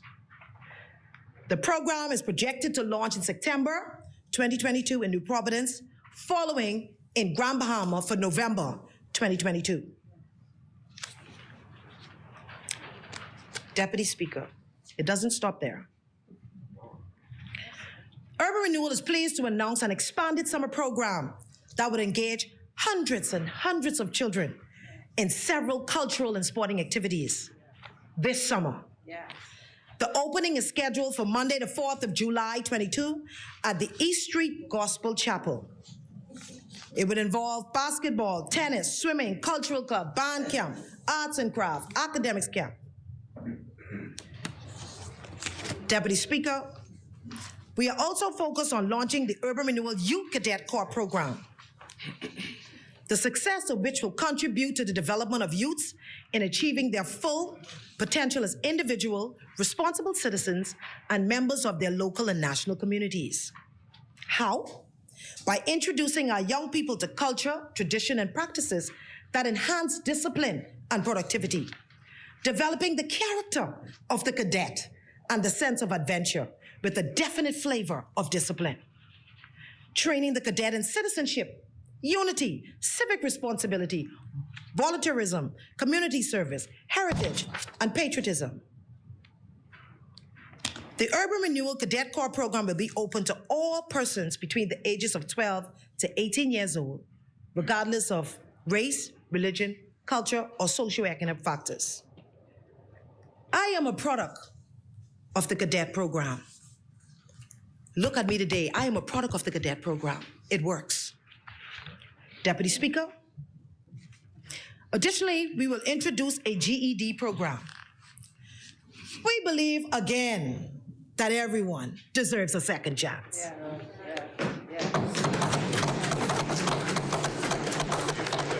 I'm sorry, but this is just a second chance government. We believe that our GED program will provide young adults between the ages of 14 to 24 who did not have a school system to complete their high school education and earn a high school diploma while simultaneously learning marketable skills. Improving educational outcomes for young Bahamians is also critical to our mission in urban renewal. Of course, we will also have our Quality After-School Academic Achievers Program, which will reduce the number of school-age children who become involved with negative behaviors during our out-of-school hours. We will offer an array of programming that focus on academic achievement, character development, and healthy lifestyles, and expands on what they learn during the school day. The program, again, will be conducted in partnership with the church. Deputy Speaker, some may say that our programs cross up. No, it don't. We realize in walking in the community, not every child wants the same thing. Not every child needs the same thing. So we're providing to the whole man. Holistic, inclusive. Deputy Speaker, urban renewal will also provide legal aid. I know the single mothers need to hear this. Legal aid to our single mothers and single fathers, particularly with matters in the magistrate courts involving child support.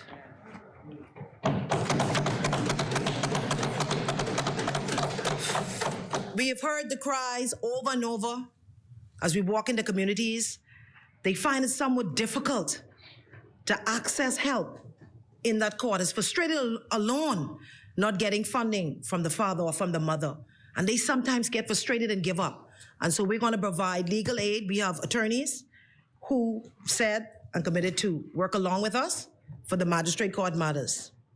Also, we'll be providing legal aid to the elderly needing legal assistance with their wills and the disabled persons needing legal assistance in certain matters. Deputy Speaker, I'm pleased to announce the launch of a 5-week urban renewal revolutionize all New Providence constituencies under 22 basketball tournaments slated for June 21st through July 15 at the C.I. Gibson Gymnasium. A 12-member team will be selected from each constituency to participate in the coveted Prime Minister's Championship Trophy.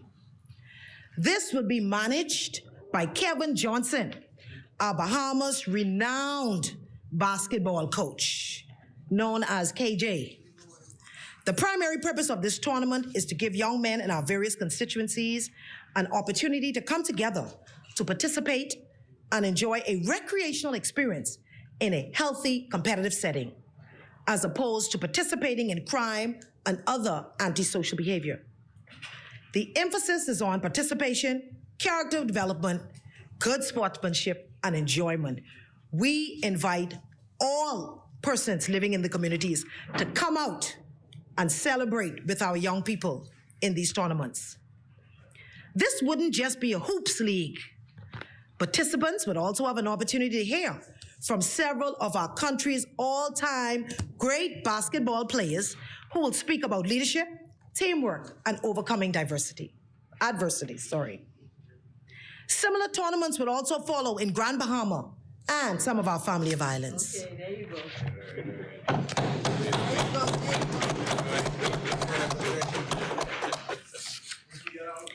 No, I won't forget.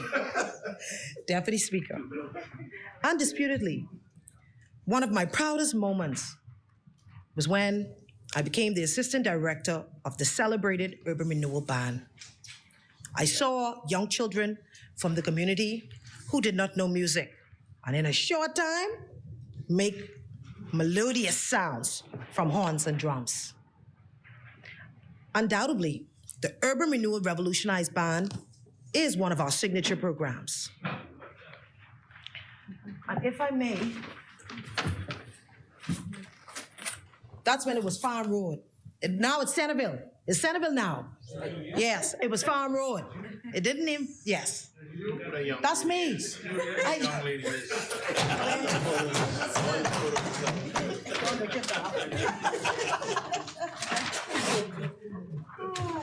Let me give you another one for your flair. These, see here? I used to dress just like the young people. To fit in, that's me.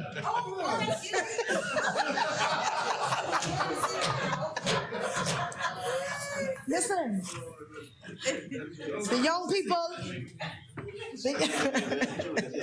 Deputy Speaker, It's the baby picture. undisputably, in just 9 months since the PLP regained governance, the band has grown from 200 to 400 members. I can say that today, probably yesterday, another 100 joined. At one point, the band stood at 1,000 members strong, and we seek to rekindle the band to its glory days. Additionally, we will reinstate the sitting of the Associate Board of the Royal Schools of Music exams, as we did in the past, for all band members to upgrade their music skills. These exams provide a progressive system of assessments for all musicians and are recognized as international benchmarks of achievements valued by teachers and music institutions worldwide. Some of our young persons have seized this moment and advanced in society.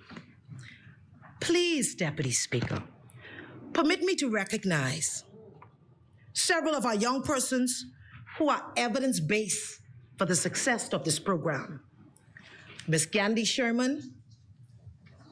Ms. Gandhi here? We had Ms. Gandhi Sherman from Enos Jumper Corner. And she still lives in Enos Jumper Corner. A trumpet player in the initial Urban Renewal Band. She attended Prairie View A&M University on a music scholarship she obtained from Urban Renewal.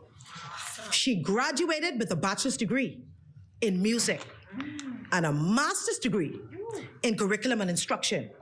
She now serves as a police corporal in the Royal Bahamas Police Force Band today.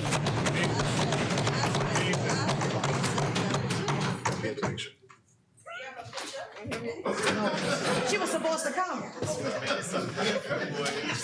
Don't wicked, you know. They wicked, you know. We have Deputy Speaker. Let me introduce Shalanka. I want you to see this young lady. There she is, right? Come, that's Shalanka. Now, she is not F&M nor PLP. I'm just saying that she was one of the persons who progressed as a little girl. Look at this, in the band. See there? In the band, there she is. An immigration officer today. And she lives in Enos Jumper Corner. She came through my hands.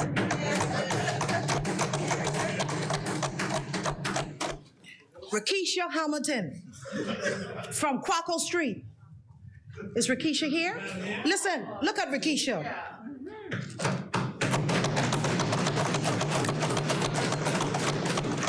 Wait till you hear this one. A clarinet and a saxophone player in the initial Urban Renewal Band. Attended Bethune-Cookman University on a music scholarship.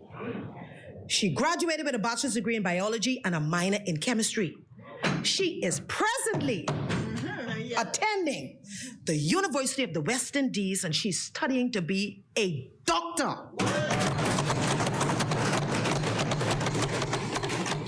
She came through these hands. God, I give you the glory.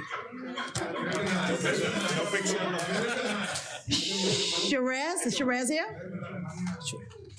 Jonathan here? No. John here? All them. They was hoping I was talking 7 o'clock, that's why. Kennedy Stubbs, a saxophone player in the initial Urban Renewal Band, who also attended university in the United States. She's now a magistrate at the Supreme Court of Virginia. Norfolk, Virginia, USA, in these hands. Thanks to our bond members today, Mr. Matthew Roll, Sergeant Ambrose, Capron, and Pratt, under the leadership of Reserve Inspector Oscar Dames and Superintendent Theodore Campbell for their contribution also to the success of the band. Deputy Speaker, I now turn to the great people in the great constituency of Marathon. I extend my condolences, first and foremost, to my former police colleague, and who's also my now constituent, Inspector Darrington Sands, and the entire Sands family of Marathon on the passing of his dear mother, Mara Sands Miller, who died on Wednesday, the 8th of June. Also, condolences to the family of my dear departed constituent of Ida Street, Gladstone Bow, who died on the 7th of June. And also my constituents, unfortunately, family members, the Mackey's, who lives in Marathon, who has the machine shop. My condolences there. On a happier note, I would like to extend happy birthday to Clifford Ford from Nina Crescent, Glentisha Forbes of Ferguson Way, Paige Smith of Thompson Street, Andrew Smith of Ferguson Way of Marathon. A happy, happy birthday today.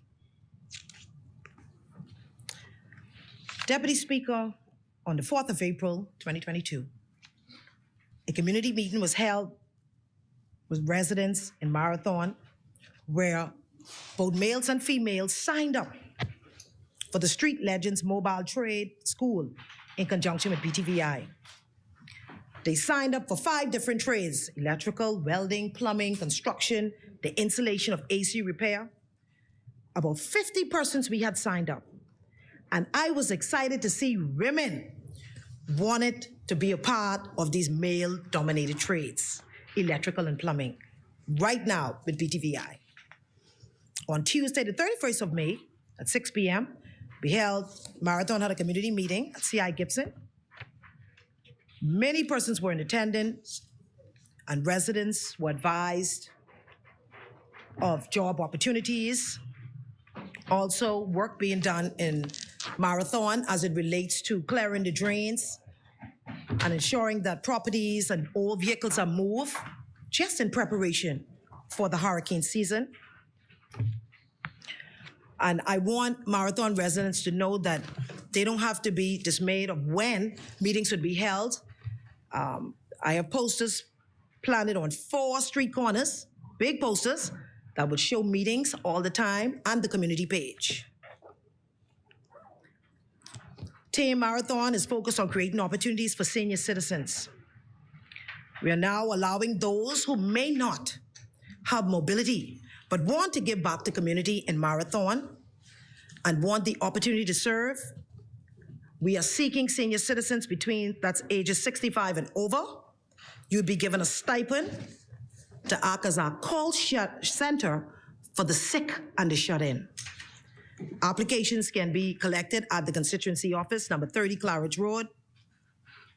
There's also opportunities in Marathon for the disabled and the physically challenged. There are job opportunities for these individuals to act as emergency call centers 24 hours for constituents who are seeking immediate help and may not be able to reach their representative. And this is my opportunity to give those disabled in my area employment. Also, our Marathon office now has computers set up where kids can come and complete homework assignments and research the internet. This is for those kids whose parents are challenged with electricity connection or lack of technology for the kids to complete needed tasks. Deputy Speaker, Team Marathon will also partner with small businesses in Marathon to help provide additional security measures such as cameras, monitoring systems, and panic alarms. This is a possible measure to eliminate crime in the community and financial loss by businesses due to robberies. This would be done over our summer. Also, I spoke with the Neighborhood Association President, Keno Wong, and indicated the number of places in the marathon that are stricken with break-ins, stolen gas tanks and water pumps. Yes, that is still happening today. And I committed to donating a vehicle, one of those same vehicles I used for the campaign. Now I'm going to use that for the residents' safety. It will be used for crime association and marathon. Of course, this is a collaborative effort with the individual crime prevention associations, and that with Keno Wong, because he's the specialist in that. Marathon community has also formed a disaster task force that was put together. 20 men came forward thus far who volunteer to assist in marathon during any disaster that may occur during hurricane season. We are equipped and ready with all our tools. Hurricane supplies would also be given to residents, so we asked them to make themselves available as our trucks move through in the areas.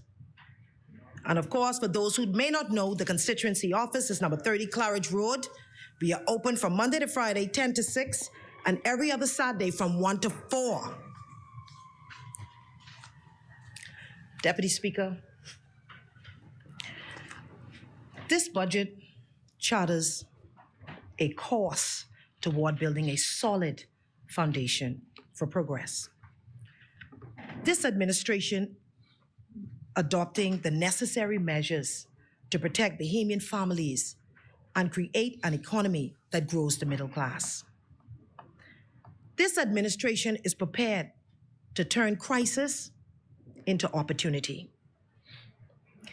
Even though the world's problems end on our shores, this is our moment here to meet these challenges head on and give our people a future they can believe in. This budget helps people to lift up themselves. This budget is our leapfrog moment to deliver on the promise of our governance. Deputy Speaker, Marathon supports this budget. The Ministry of Social Service and Urban Development supports this budget. And I'm being told just now, Deputy Speaker, there are some tiny little people. Are they there? They downstairs? Deputy? May I be allowed just for them? Yeah, it won't be long. A couple seconds. We have some tiny little friends who just want to wave and tell this administration thank you for providing opportunities for them. And these are our little sports kids.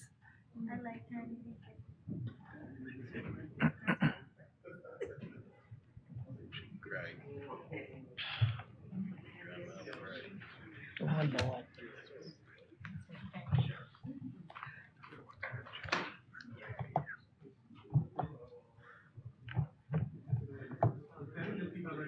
See, these are the tiny little people who are a part of we didn't bring much of our sports.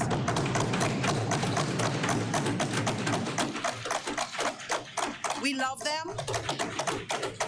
And we want them to know that they're in good hands. We won't do anything to hurt them, only to advance them. We thank their parents for trusting us with them. And this administration is committed to providing more of Sri Lanka, more of Renishka, more of Gandhi, more of the magistrate, more. We thank you so much, and we thank our urban renewal staff, the managers, the program coordinators who go with these kids every day. We thank you, and we love you. Thank you so much, kids, for coming. See the Prime Minister.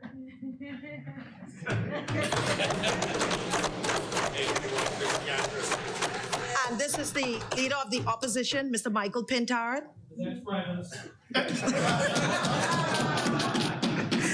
Thank you so much. Deputy Speaker, thank you.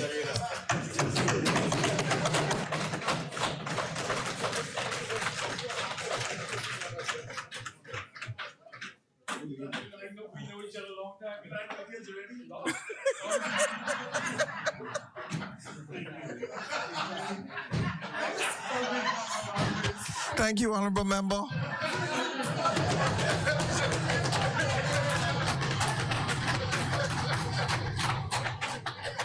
The chair recognizes the honorable member for West Grand Bahama, Bimini. Thank you, Mr. Deputy. It's such a wonderful way to end today's session. Madam Mr. Deputy, I ask now for the suspension. We will resume tomorrow at 3 o'clock. The member for the opposition is up next because you're the fifth, or after the fifth speaker, the member for St. Barnabas will be up next, and then followed by, of course, Elizabeth. So I now ask for the suspension to resume tomorrow at 3 o'clock in the afternoon. Is there a seconder? It has been moved and seconded that the business of the House be suspended to Tuesday at 3 p.m. As many are in favor will remain seated. Those opposed will stand. The motion is carried. The business of the House stands suspended until 3 p.m. the 14th of June, 2022. All right.